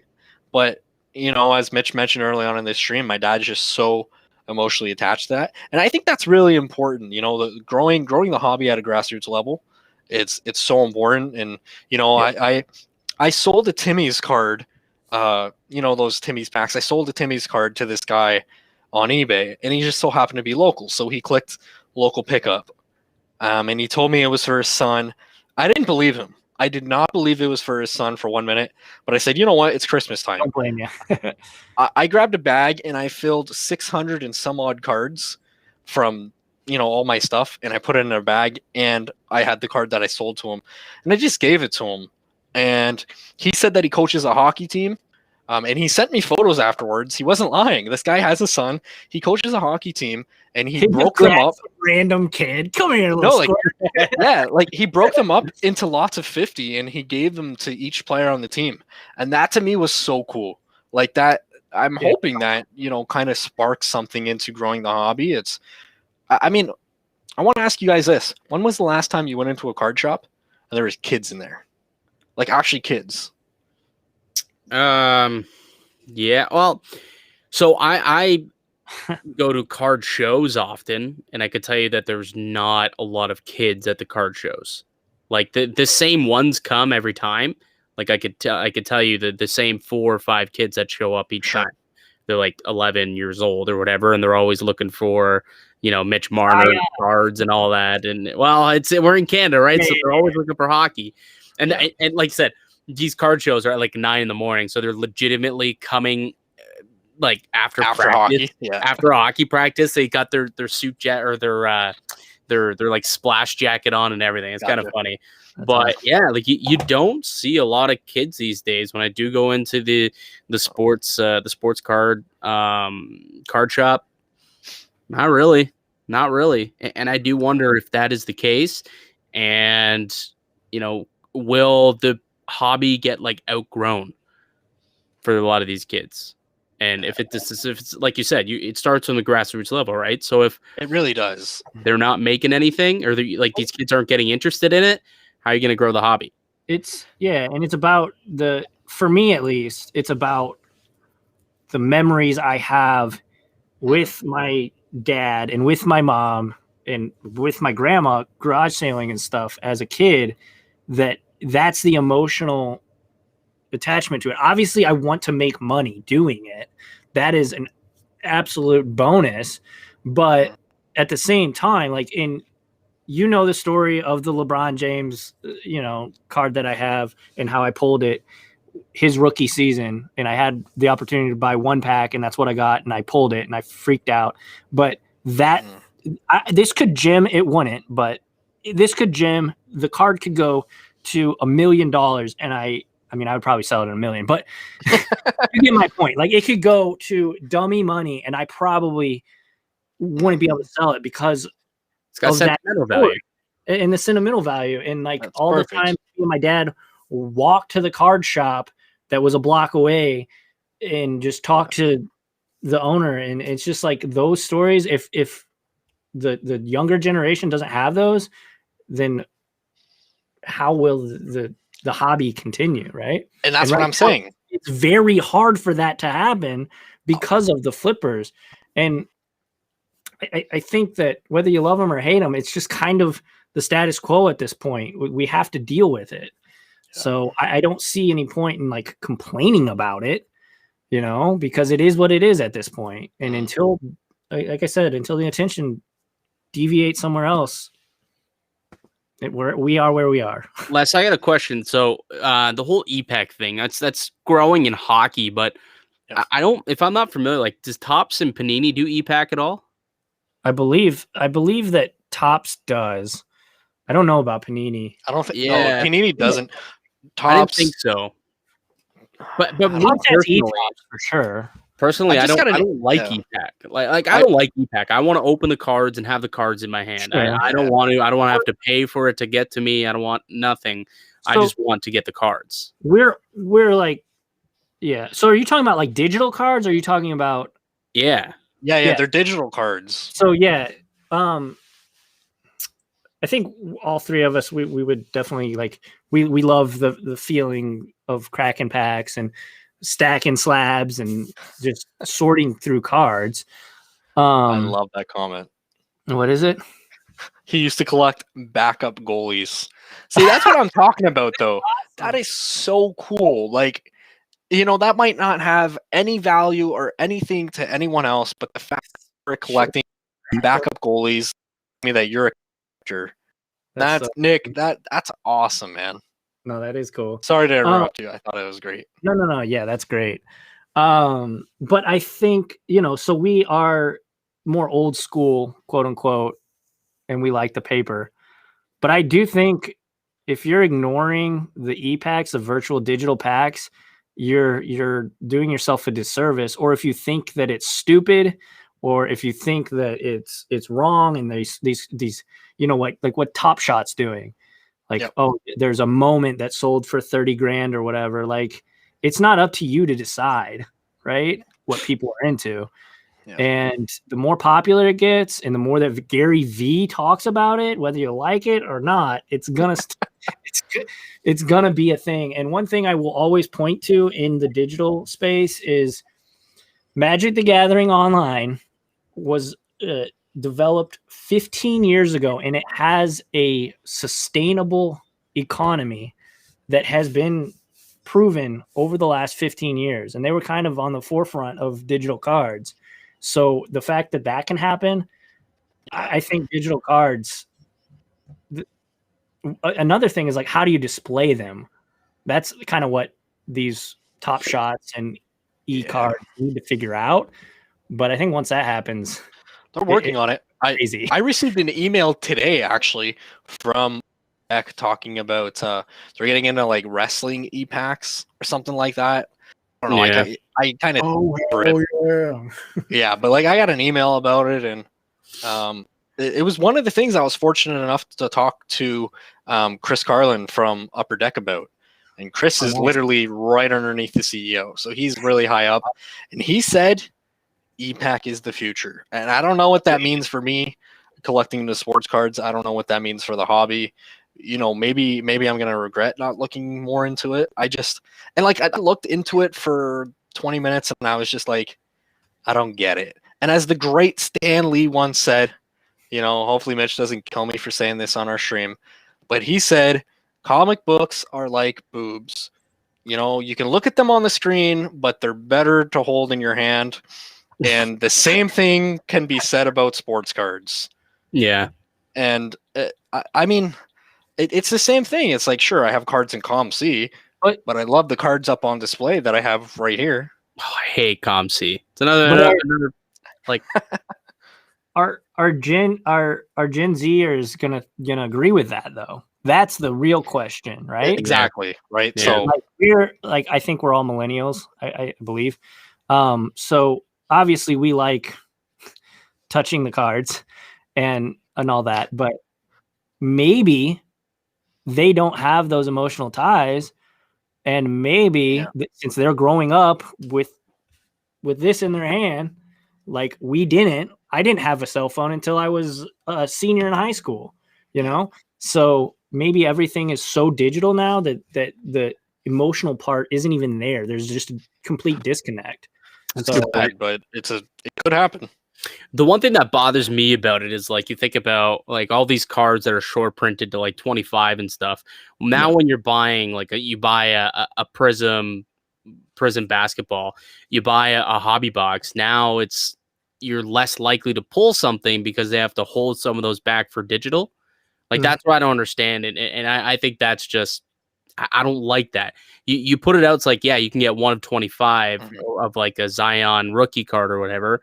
But in actuality, there's only like 20 that are circulating because they hold back 5 so that they can have them for their e-packs. Like that's the part that bothers me about it. Yeah, and also is the grading of all these going to be like? I mean, obviously there's no grading, but it's like all the cards are going to be like 15,000. There's not going to be one card that sticks out. The only black one, or it's the only 10 or whatever. They're all 10s. Yeah, they're all 10s. I don't know. But like you said, virtual is the way to go. I mean, here in Ontario, it's the way to go for school currently. It's just, I don't know, like virtually. Like I think what the pandemic has shown is virtual is the way that we're going. And like I'm working from home. I worked from home today. I've been working from home, and like.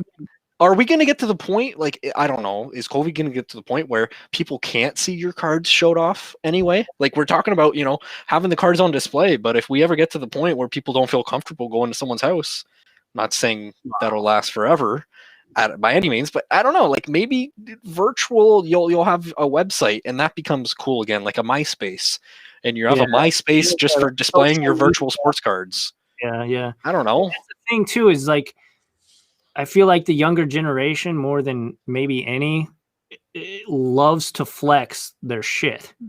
Yeah. Yeah.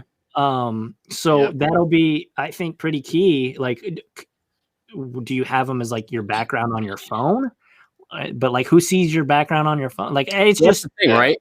The physical thing you can flex with it because you got it in your hand. Figure it out. What I have, right? It's like when people like these kids, they've got money, they're flashing the money. They're not just pulling out a credit card, right? They're actually showing the actual money.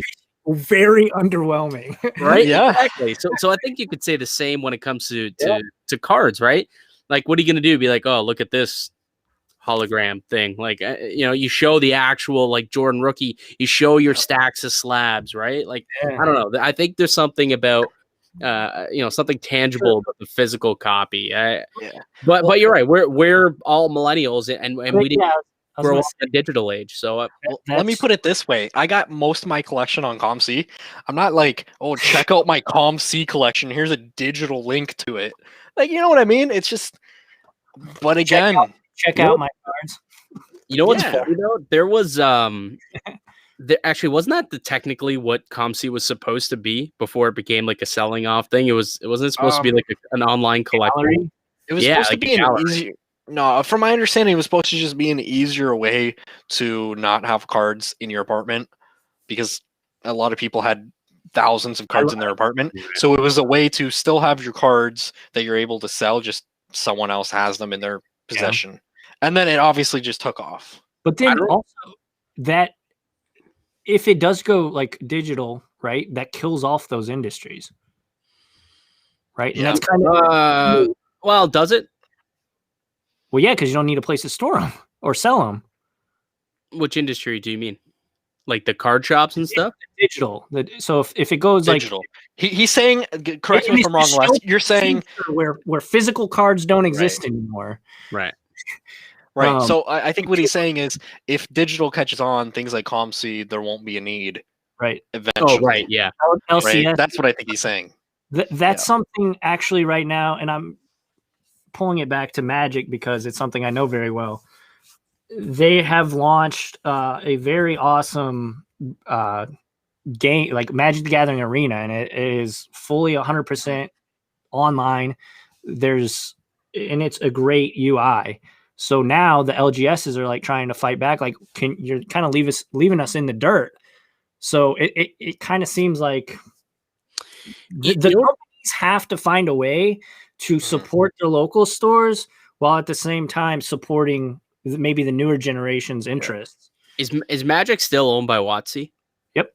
So it's kind of smart in a way to go digital if you are a company like that, because you're kind of like taking over the entire industry, right? Like you're monopolizing it, right? You host a platform where people can buy, trade, sell, all within your platform. You're getting rid of middlemen and you're taking everything, right?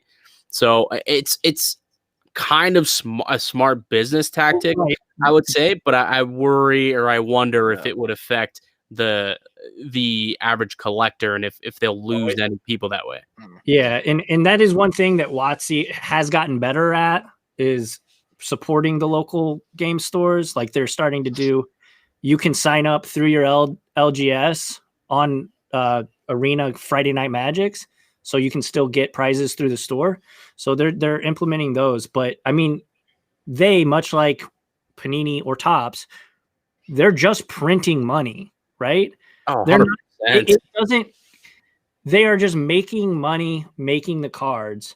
They would never just all of a sudden, okay, guys, we're closing up shop. We're going completely digital. I don't think, at least in our lifetimes, that would happen in any Topps, Panini, WotC, whatever.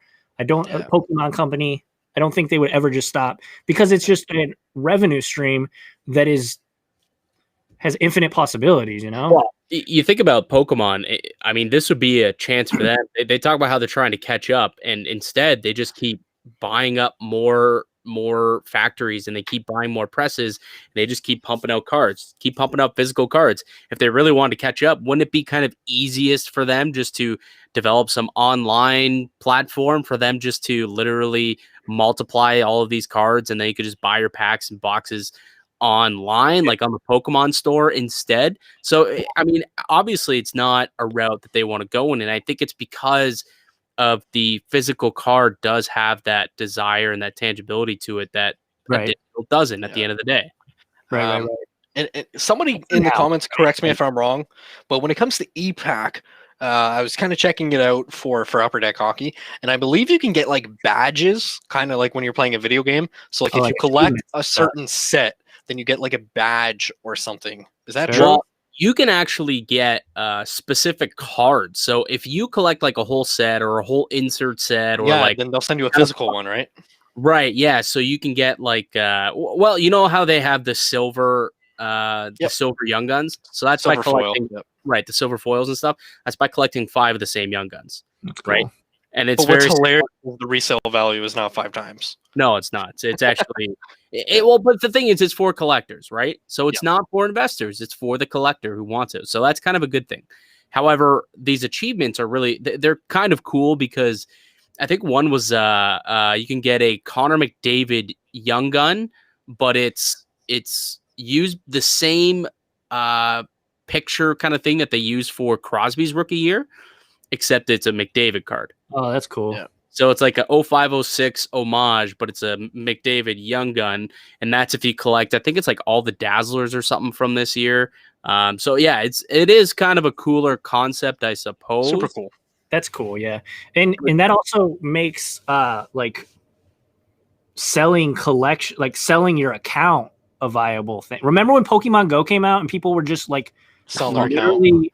grinding out accounts to sell them? Yeah. Remember one sold for like World of $300? Warcraft. RuneScape, RuneScape, RuneScape, yeah, all that stuff. Concept. And on Magic Online, which is the precursor to Magic Arena, the one that's been out, Magic Online's been out for 15 years. You can sell your accounts because these cards are worth money. Right. And if you grind enough, you can make good money. But like If anyone wants to buy my comm seat, just kidding. So no, it's super interesting. Like I said, I don't think it's going to happen in our lifetime, but I could see in a dystopian future where everything's online and in their phone or whatever, maybe people don't even care about the physical cards anymore. And then Vegas Dave would be right. Oh god. Don't get me started. I know. I'm just poking fun at you guys. Or mainly Vegas Dave poking fun at. But Real quick, I haven't bought his sports cards anyway. I want to show you guys how a card showed up to me today. I don't know if you can really see how poorly. Man, they wrapped the hell out of that thing. But not only that, so they Scotch tape. They cut like cover my name up here, but they cut an envelope in half, and then just, like super like folded it 16 different ways, Like, a whole bunch of duct tape over it. And the worst part is though, I can feel it. There's no bubble in here. You know what they did? You know what that is? Have you opened it yet, Mike? No, I'm gonna open it now. See what it looks like inside. Somebody got a delivery and reused that, and Yeah, that's 100% what they did. yeah. See, like I'll be the first to admit, like if I get a bubble mailer and if I can open it to the point where like it's basically new, I'll reuse that and I'll put something on top of or whatever. But I've got one right here that I'm gonna do that with. Yeah, like you know what I mean. Right? Like, yeah. But at least it's a bubble mailer. This isn't a bubble mailer. I think this is an actual like a legal envelope. Yeah. Like I think I'm ruining my cards here by trying to open it because of all this stupid tape. I don't even know what this is. Get some bubble mailers, people. Oh, I think I share our products. And look, I love it. So I don't know if you can see, but this is how it's come now. Wow, really? at least it has a cardboard around it. Like, here, I got a nightmare for Mitch. Elastics. There's elastics. It's elastics. Nick, we talked about Top Shot a little bit earlier. Yeah. You boys know how to use these, right? Unlike Mitch. This one is not in a penny sleeve or top loader. Neither are these. Did you pay for those? I paid $1.99 for them. Mike only hustles kids. Dude, No, that's another thing too. That prices of the actual like accessories are starting to go up. bro. Oh my god! I think I posted it in Red Kid. Everything. Like the fact that people are trying to get $5 for 100 count of penny sleeves. They're called penny sleeves for a reason. It's because there's 100 of them. You pay $1. $100 for all these top loaders right here. No, Mike. So here on Red Cape Sports, Mitch and I kind of collaborated on that top 10 prediction for what's going to happen in 2010, or in 2021. And I was the one who said, I believe, 2021. But I was the one who said that I believe products such as penny sleeves and top loaders will go up. Oh, yeah. I saw, and I'm not going to name where, I saw a local store that wanted $35 for 25 top loaders. You're kidding me. And they used to be $5 for 25. So I would turn around crazy and tell them to stuff it and never go back. I'm not even kidding you. It's a place. They're not like an actual card store. They actually sell candy and stuff like that, but they do sell sealed product. Dude, they sell sealed product. Like they currently sell 2021 Topps baseball sealed hobby box. Anyway, they wanted $35 for 25, and I kind of just politely put it back, and I walked out. You I'm can good. I mean, you that can kind get that stuff at Walmart. Like that stuff actually is still at Walmart usually. To be honest with you, I don't know if you guys are funny at yours, but like you can find them at Walmart, like a 25 pack for like $2.99. I wish, but I actually because I like cards, but a lot. See, I have money top, but I penny sleeves. You said if I can find penny sleeves, they want $8. $8 for 100 penny sleeves. I don't know about that. Back in my day, penny sleeves were a penny. Exactly. Like this hobby's getting ridiculous. Yeah. You gotta stock up. You gotta stock up. You know what's funny? You know what? 2 years ago, I told my wife, I said, I was big into comic books, and I said, I'm kind of going to shift into sports cards. She goes, why? And I go, it's so much cheaper. Look at it. I was wrong. I was wrong. Yeah. Yeah. I was wrong. That's not a bad thing. It means that you were right at the end of the day. You're right on the investing part of it. But when I first got into it, I wasn't looking to make money. And then I started making money, and you kind of get hooked a little bit.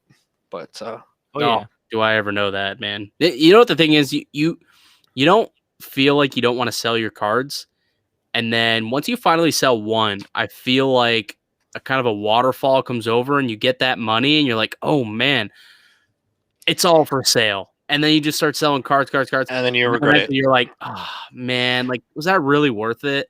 And like, then you sell a Matthews.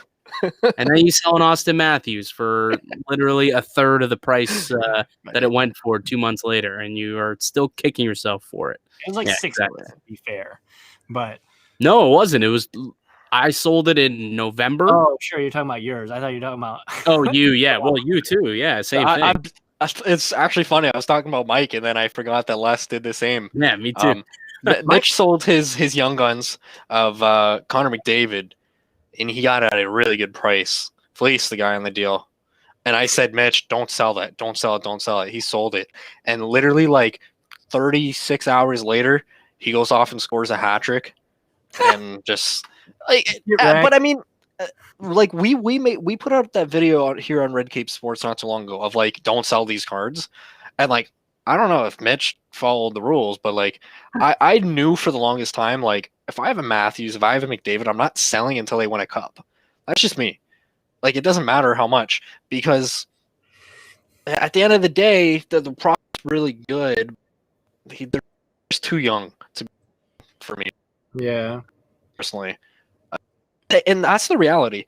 Matthews and McDavid very well may never win a cup. It's just the reality. But when they're both under the age of 25, I'm not selling. That's all.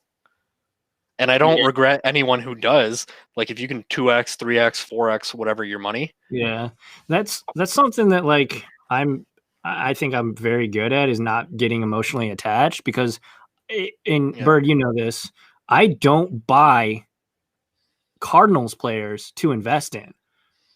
Same.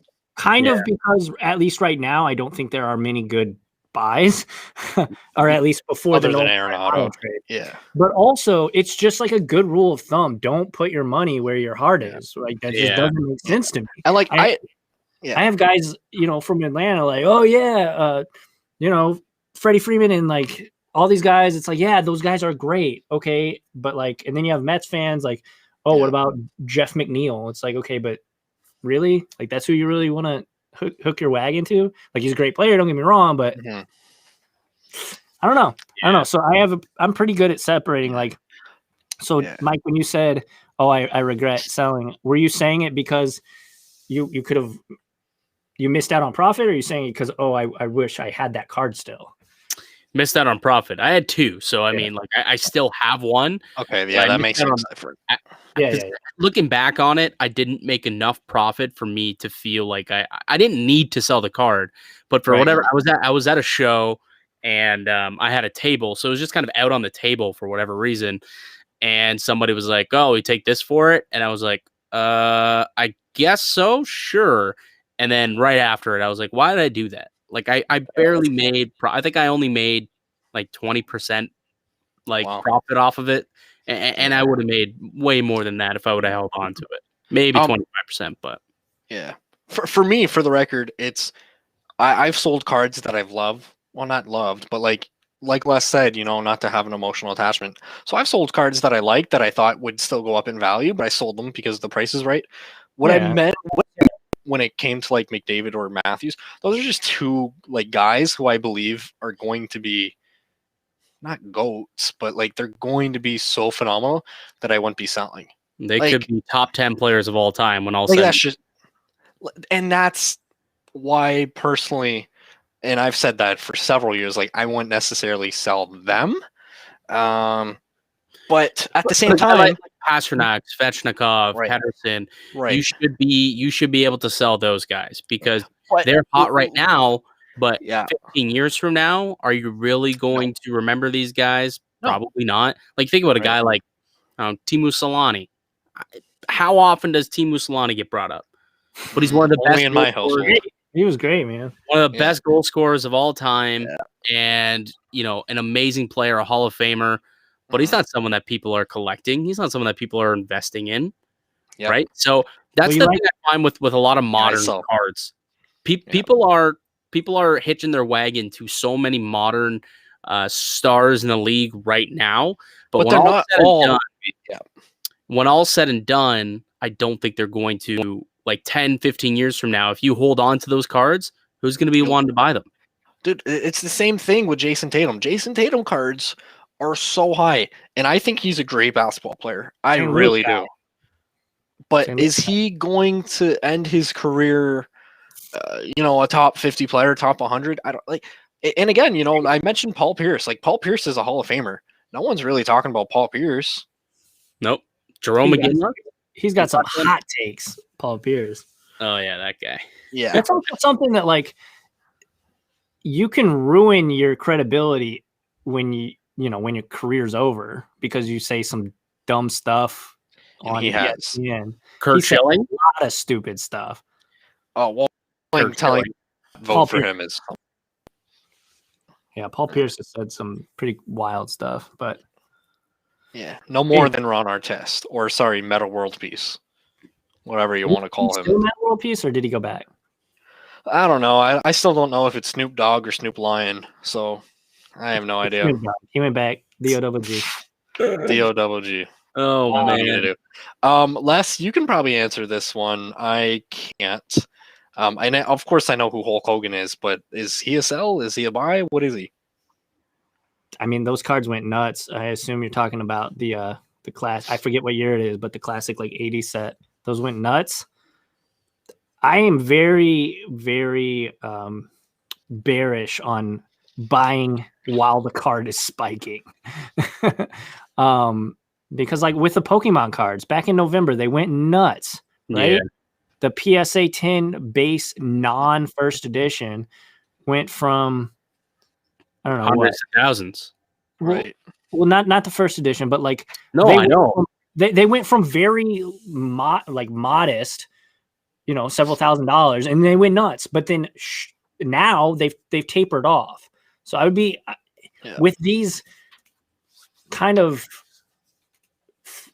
not necessarily sports cards. I would be very, very,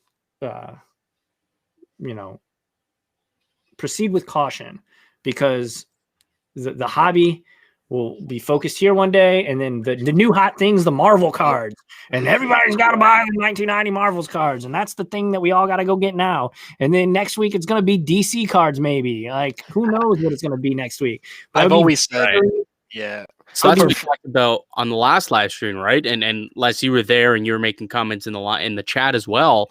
And when it comes to this stuff, I think it's the problem is a lot of these, and right now people are just trying to stay ahead of the trends. But by doing that, it's very speculative.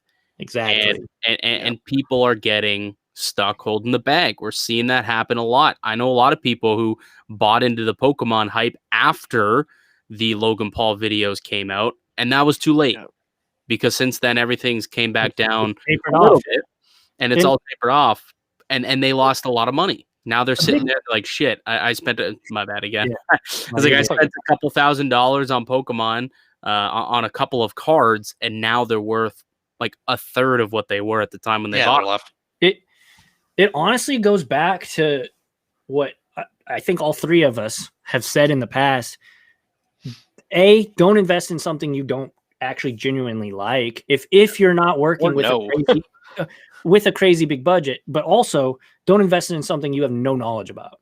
Yeah. Right. You can invest in something you're not necessarily emotionally attached to if you have a great deal of knowledge. But if you don't have either, you're gonna probably lose money. Also, don't get caught with FOMO. I find a lot of like FOMO is killing people. Sometimes I fall for that a little bit. Right. It is hard not to. Like, I hear about these Marvel cards going up, so I at least open up eBay and check it out, do a little bit of research and see what's going on. At the end of the day, I didn't buy any because I don't feel strong about that market. And like you said, I'm not knowledgeable enough to feel like I should be investing in it.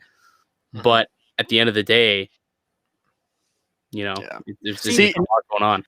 For me, I'm trying to get the trend before it is the trend, and that's why I've been buying a lot of soccer, because I just view it as. You think that's the problem? It's not the problem, but that's the speculation, right? Yeah. That's so like this Hulk Hogan for me. Example, For me, I like them too. Like I like soccer cards, right? Which is why it's totally fine for you. But you want to know a perfect example of right now, like this moment where there is a card that I think is ridiculously overpriced. If anybody has it, sell now because I can't believe what it's going for. Joe Rogan card. Oh my God, I saw that. You guys see the price of the Joe Rogan raw rookie card, UFC card? It's going for like $600 raw. Who the hell's going to be collecting a Joe Rogan rookie card? Judo. The US growing at high. That's high. You also got to think that he has that podcast that all the dude bros love. Mitch watches that every day, and it drives me insane. It has corrupted his mind. So here's the thing. Here's my thoughts on that podcast. It's like a pretty good podcast. Like he is very good at interviewing people. Like it's genuine, but like that dude toes the line on too many subjects that I feel very strongly about. So that's why I'm not a big fan of Joe Rogan. No, but I thought like right now I see a lot of people trying to buy that card, and it's exploding right now. And people are like, oh, should we be buying it? Should we be buying it? And in my opinion, I'm just thinking, well, who's gonna buy it off of you? Yeah. How many people are gonna be looking to buy a Joe Rogan rookie card in the future? I don't think a lot. I don't think there's gonna be a strong demand for it. Not unless the UFC it just grows dramatically. But to me, like I feel like there's a big difference between like that trend is kind of already there, like not there, but like even Marvel cards, that's been going on for a while. But for me, like when I was buying soccer cards, like nobody was talking, and like dirt cheap. Like there was stuff that I was picking up. I was picking up Mbappe stickers at one point for like $3. Nice. And I know what they were, so that's all I meant. Like, obviously, you don't want to like invent a trend or things like that, but if you can see it, go for it. Yeah, and that's the thing with the Marvel cards is like that's something, and Pokemon. Like those are two things. Like, because I worked at a comic shop for like 3 years, so I know about comics and I know about the Pokemon cards. I know the difference between Shadowless, first edition, all that. It's just like I didn't care enough to even get into it because it's just I would rather make sound investments in what I consider to be good long-term cards in baseball, which is in my opinion the most mature market in the card hobby space, instead of something that's going to pop off and then taper off. Yeah. Like when it comes to the UFC, I think the UFC was really slow starting. I still remember UFC 100.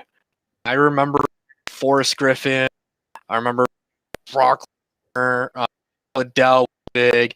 My favorite, GSP. Shout out to him. Canadian. And it's exactly Montrealer. And the UFC is still so big, and I feel like it is still growing, but there's a lot of people who just don't like violence like that. And I know it sounds ridiculous. So they're fun. They're fun fights. And I used right around that time. But like 12 years ago, like Yeah, it was a it was 12-year huge. difference Every between fight. UFC 100 and where we are now. Even UFC 100. And like UFC's grown, but has it really grown that much? I Didn't don't he know. sell it for like I think so. $500 million or whatever? I think it's grown quite a lot. No, like it, and I know it's the quickest growing I mean, it's sport become the out number one there. combat sport in the world, right? Well, how in many terms of other combat popularity. sports? Not many combat sports. Boxing in the 90s was king. Like boxing. Yeah, was but the number boxing one now is sport just worldwide. it's boring. It's all about Because- style points. It's Or not because style of points. UFC has so Yeah. much more action. Because not just people going around. 2 billion. There's punching, there's kicking, there's groundwork, there's wrestling. It's got a whole bunch of different martial arts to it, not It's just fighting, not just exactly. So, I think that's why the UFC has a lot more eyeballs than boxing does. Sold for $2 billion. That's nuts. My thing with boxing too is like obviously the GOAT and Floyd Mayweather. He was just so technical, and like that's just my one bone to pick with boxing is like, you're not trying to knock the guy out. You're just trying to be technical and win the points. That way you win the boxing match. But in UFC, like you can see a guy get knocked out, put to sleep. Yeah, and I think that's one thing that UFC does really well. It's kind of they do what professional wrestling does. They promote. They can build fights and promote. And I feel like sometimes even the fighters themselves kind of take that intensity and crank it up to 12 for the cameras because they know that's going to draw more eyes. That's going to be more money in their pockets. And it is kind of pro wrestling-esque. Obviously, the fighting is real. There's no doubt about it. But they are taking their character and really really getting it up there and taking it to 12. So sent me boxing doesn't have that. Boxing boring. Sent me a video. It was Khabib Nurmagomedov, whatever the hell his last name is. And it was him saying that he respects Conor McGregor and that he could see a lightweight fight. If Khabib comes back and fights McGregor, they're both gonna get paid decades, not days, paid decades. Stupid money. And stupid money. And like, dude, like I don't know. I watch the fights. I really do. I can't remember the last time I missed a GSP fight. I was into that stuff. But the reason why I was into it was because my grade school bully used to do all the WWE and MMA and mixed martial arts moves on me and used to just beat the living crap out of me. Who that? Cool. That's Stone Cold, isn't it? Yes, sir. So I don't know. It's $2 billion to buy UFC. Honestly, I think he's absolutely right. $2 billion to buy the UFC is peanuts. I really do. Yeah, I don't. But UFC's big thing, and especially working for ESPN Plus, they need to figure. There's so many people who are pissed off because ESPN Plus has the exclusive, but the reality is, people bought it, Dream just didn't, and like you split the thing. A lot of people are pissed off, so I don't think it's a huge barrier, but it's definitely a barrier. And having been on, having worn this exact headset, listening to people freak out about how they paid $99 for the pay-per-view fight and they can't watch it, it's not fun. No. Wait, what happened? You're kind of potatoing, so I mixed a lot of that. Pardon me. ESPN Plus has the exclusive rights to UFC, all the fights, because it's no longer pay-per-view. There were a boatload of people who paid for the fight and weren't able to watch it because the show weren't working. Okay. That's all I'm saying. So they got to figure it out. For ESPN Plus and then pay for the fight? Yeah. Oh wow. But there's always package deals. Sure. So basically, if you pay for one fight, you get an entire subscription, like an entire year's worth of ESPN Plus for free. So, and ESPN Plus is pretty great too. I wonder what happens at sport after McGregor actually hangs it up. Yeah, there's got to be somebody coming up behind him, right? Because, I'm not as knowledgeable. But who's that guy? I don't know. I'm not either. but I know that, we all know as sports fans who Conor McGregor is. Like, he's the most polarizing dude, UFC there ever was.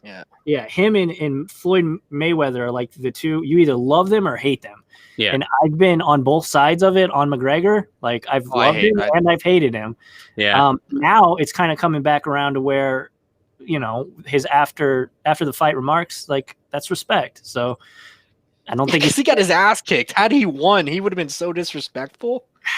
He I don't would know. have. But he loses well, right? He does lose well. And that is a very good sign of good character. I don't know. You Honestly, can shit if you win. That's the game, right? I look at his That's record. the point of winning. Right. I look at his record though. He's got 4 terrible losses. And like, people call him the GOAT, and it's like, dude, you got your ass kicked 4 times. You got put to sleep multiple times. Put him in. And like, the reality is, when it comes to McGregor, there's a lot of big fights that he lost. There just are. But here's the thing with McGregor. The money. But Khabib has never lost. So that's your debate. Khabib can't cut a promo. Yeah, that's what it. Right? Professionally, No, I get it. I'm just saying, in terms of who the GOAT is, obviously McGregor's much more marketable, much more. But any schlub can go out there and kick the shit out of somebody. It takes somebody who's truly marketable, and the pinnacle of the sport is somebody who can beat the crap out of somebody and then cut a promo on the entire rest of the organization. Throwing a trolley certainly helps. Yeah. Listen, the fight after the fight was way better. Oh yeah, that was awesome. That was WrestleMania, and like there. That's the thing, but like, that wasn't planned. I don't think it was fake, dude. I don't think so. I don't think it was fake. No, like, didn't like the Nevada Gambling Commission like sanction them both for months after that? Sure. That was staged. I'm sure that wouldn't have happened. No, and like there was a lot of legal ramifications too. Yeah. Like, it wasn't staged, because they would switch the camera angle like WWE 10 times. True. Oh my god, I hate that they do that now. They zoom in. I literally complain about it every Monday. Yeah. Hey, modern wrestling cards, are those a buy or no? I don't know. I don't know enough. Like, I bought this because Stone Cold Steve Austin is the GOAT. Yeah. Like, Austin. Well, I understand there's a market for vintage. Like, I would buy vintage myself, but I don't think I would buy modern. Like, even, I don't know who you consider to be like a modern guy. I mean, like a Daniel Bryan, for example. Zero interest. I have zero interest in owning a Daniel Bryan card, but I would love to own The Rock or Hulk Hogan or, the Big Show even. Ray. That's kind of the thing. That's kind of the reason that I would say probably no, because the WWE doesn't have that guy. The last guy was John Cena. Yeah. And I don't want to sound like a douche, but like, old school wrestling fans didn't really mess with John Cena because he was trying to be a very kind of carbon copy of Stone Cold. He had the rap thing, which was a little bit different, but he was like the anti-establishment. And then he just kind of turned into whatever Vince McMahon needed him to. Right. So, and right now, you look at their champions. Drew McIntyre is a great wrestler, and he's a pretty good promo guy. But, I mean, Roman Reigns under the tutelage. I'm getting really meta right now. But, yeah, to me right now, like, that's the point. Is like, you don't know who these guys are, right? Yeah, like I've recently, I guess I would say, I've like lapsed wrestling fan, I guess you would say. Like, I grew up during the what was the era called? The Ruthless Aggression era. Like, that was technically like right at the end of those two eras, kind of where it blended, where John Cena really blew up, to be honest. And then the PG era started and kind of So like, that's where I kind of, my wrestling fandom began, and then I got out of it like towards the end of the decade, kind of before like Daniel Bryan and all ended up coming in. But so like, I'm a lapsed fan, exactly, and I don't see any like stars right now. That's the problem. Like, I watch it and I'm like, the one guy who I would say I have become, I've taken a liking to, I suppose, and someone who I think could get a serious run here is what's his name? Wow. Owens. Fight. Kevin Owens, yeah. No, Kevin he's Owens. Yeah. the problem. Here's the biggest problem with Kevin Owens. He doesn't look like a guy that No. Vince McMahon would. He's excellent. His in-ring work is excellent. He can cut a great promo. Yeah. He got the Stone Cold Stunner that he literally asked Stone Cold if he could use it, and he got his blessing. So, but the problem is he's not he's not jacked. No. He doesn't look like a superhero. Yeah, and I love Kevin Owens. I have the WWE Network and everything, and like I watched his documentary that they do documentaries on basically everybody, and like he wears a shirt in every match because he's self-conscious, and I think that's something that is unique to him and makes him more likable and more human. So I love Kevin Owens. He's one of my favorites in the WWE. But I think if Kenny Omega could ever get to the WWE, which a lot of things would have to go bad for AEW. Yeah. And stop me if you have no idea what I'm talking about. No. Yeah. Well, Canadian. Omega's another Canadian. Right now, Canadians are taking over the wrestling world. I'm telling you. You got my man Owens. You got Kenny Omega. You've got Le Champion. Yeah. Canadians know how to wrestle. But like if he could ever get to the WWE, he would be the next Stone Cold. Like, but the problem is he has ownership in AEW. So AEW would have to either fold or be bought out by the WWE. But if that were to ever happen and he was still in his prime, which he's kind of getting up, I think he's like in his mid to late 30s. So time's running out. But I mean, AEW have cards yet, do they? They had the their first pay-per-view they came out with like a very limited set, but no, they are doing them because Kenny Omega is like super nerd and he's doing like the video game and the cards and he wants to be all about it. So right. But yeah, in terms of WWE though, Randy Orton is their biggest, in my opinion, their biggest longevity star that they have. But he's a heel. Right. He's been a career heel his entire career, and I love him. He's from St. Louis. RKO. I mean, that's such a good meme, right? The RKO nowhere, and you see So, but makes pool parties more fun. There's just not a guy, So, long-winded answer, but I don't think. All right, guys, we got Let's put one last question here. I was just looking, 3.5 hours live stream. Tatis. Oh my God. One day we'll do a 24-hour live stream, raise some money for charity or something. Oh hell yeah! I'd be in on that. I'd be in on that. That sounds like fun. Yeah, I don't know. Do it on a Saturday. Abby would kill me, but this is like going back to like 3 hours ago. I feel like Tatis cards over Soto and Acuna. Les, you basically summed it up the best, and I mean we all agreed at the time. Acuna is probably the best all-around player. Soto is probably the best hitter. Tatis can do a bit of everything, and he's marketable. But Les, I mean, you answered it so well the first time, so the floor is yours. I don't know. So this is the way I look at this situation, and I'm staggering to try and find these.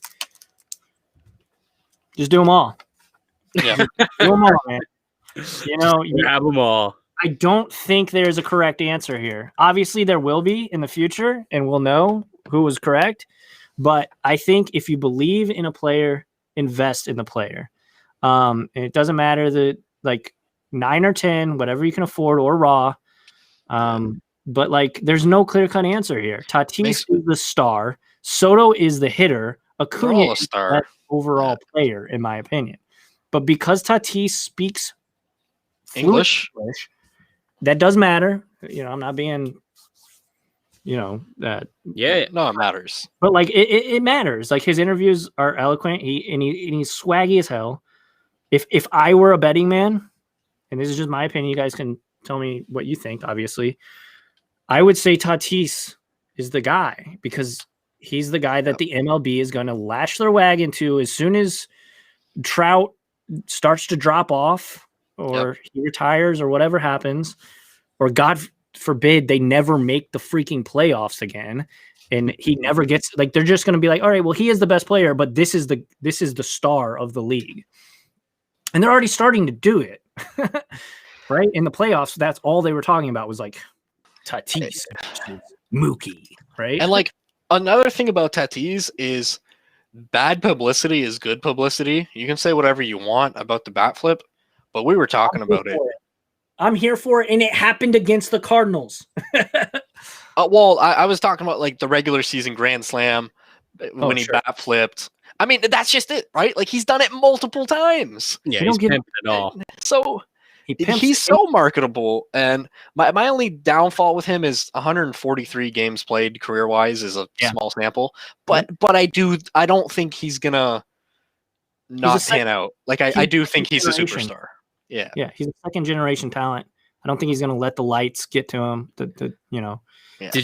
Did you guys see that article in The Athletic about how 8% of his salary is going to like this? No, I did not, because my subscription to The Athletic, which is a paid service, has ran out like a month ago. Okay, so there's this company out there that essentially like targets these Latino underprivileged kids when they're in the minors, and basically says like, hey, we will give you a lump sum of money right now for a percentage of your future earnings. So Tatis gave up 8% of his future earnings for, I don't know how much exact money he got, but a few $100,000 when he was in the minors, which he said he wanted, so it helped with his regiment, it helped with him getting some off-season training and whatever, which is weird to me because his dad played in the majors. His dad was a pro, for money, so that part doesn't really make sense to me. But anyways, that was his reasoning for it. But yeah, so 8% of his contract actually. That's a lot. That is a lot. That's like almost 30 million. 3 million, yeah. Yeah, like 30 of it will be going to this company. It's crazy. Wow. Shady, dude. And there's a bunch of guys right now who are coming up who they've signed. Yeah. Like he's not the only one. He's obviously their big superstar that they've signed. Yeah. There's a bunch of them. But with that being said, so the players who come out of like Venezuela, Puerto Rico, and like I mean those true poverty countries where it's baseball or bust in terms of a brighter future getting out of the country, that might not be such a bad short-term investment for them to kind of help them out a little bit. I mean, because that's just it. Like if you are making $340 million, 8%, you can probably afford to get rid of that. I mean, it's interesting. I'm just, oh man, that's like pretty, you said. Like for Tatis though, like his dad wasn't that bad. I mean, his dad still. What's the record? Last 2 grand slams in the same inning. Yeah, so I mean, but that's he was a Cardinal. That part I didn't understand. Like he's not like he probably I assume comes from money and has money. I mean, I guess I don't know what the situation really was like, but that one was kind of weird. But anyways, yeah, that was a story that. I remember reading about it actually when he first signed back in 2018. I read a story in The Athletic about it, and then it came up again today. Ken Rosenthal rewrote the story and was like, hey, remember when I wrote about this? Well, now this has happened, and this is how much money that he has now lost out on because of that deal. Just kind of recalled that whole thing. By the way, lifetime thing, like he just forever is owing them 8% of it, 8% of his future earnings as a baseball player. So whatever he makes from Major League Baseball, 8% of his future earnings. I don't know if that also includes sponsorships. I would assume I hope not. I hope not. But I think it's his baseball. He'll be making more. Yeah. But yeah, isn't that wild? Did you see the thing? Yeah, no, that is super shady to me. And again, to your point, I don't understand why he would need to take that deal. Because he had a pretty good pipeline, I would assume, to the majors if he was good enough, which he was. He was a very highly touted prospect coming to America, right? And that's just that's crazy. The Athletic is some of the best journalism around. You can't say enough about them. You can get like 6 months for $1.99 a month.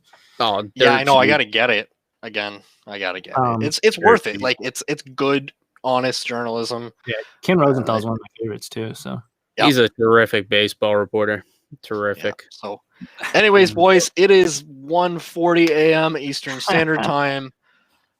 wonderful stream. I feel like there's actually been like a lot. Like I feel like we nailed a lot of good things about retail, basketball, EPAC, with so many things. Thank you both so much for coming on. I appreciate it. So yeah, I'm gonna end the live stream because it's almost been 4 hours. So we should have chugged beers like Stone Cold to end the live. So stream. if you guys made it this far, go ahead and smash the like button. You know, this is some free content. I believe it's the least you can do. Go check out both these wonderful men's YouTube channels. LessAlex. Les has been on here the entire time. He's lasted twice as long as Mitch. Guy he is. And of course, the Canadian card collector, the hockey card guru, Mike DiStefano. Absolutely. Nice guys. All right, boys. Thanks so much. Take care. Adios. Cheers.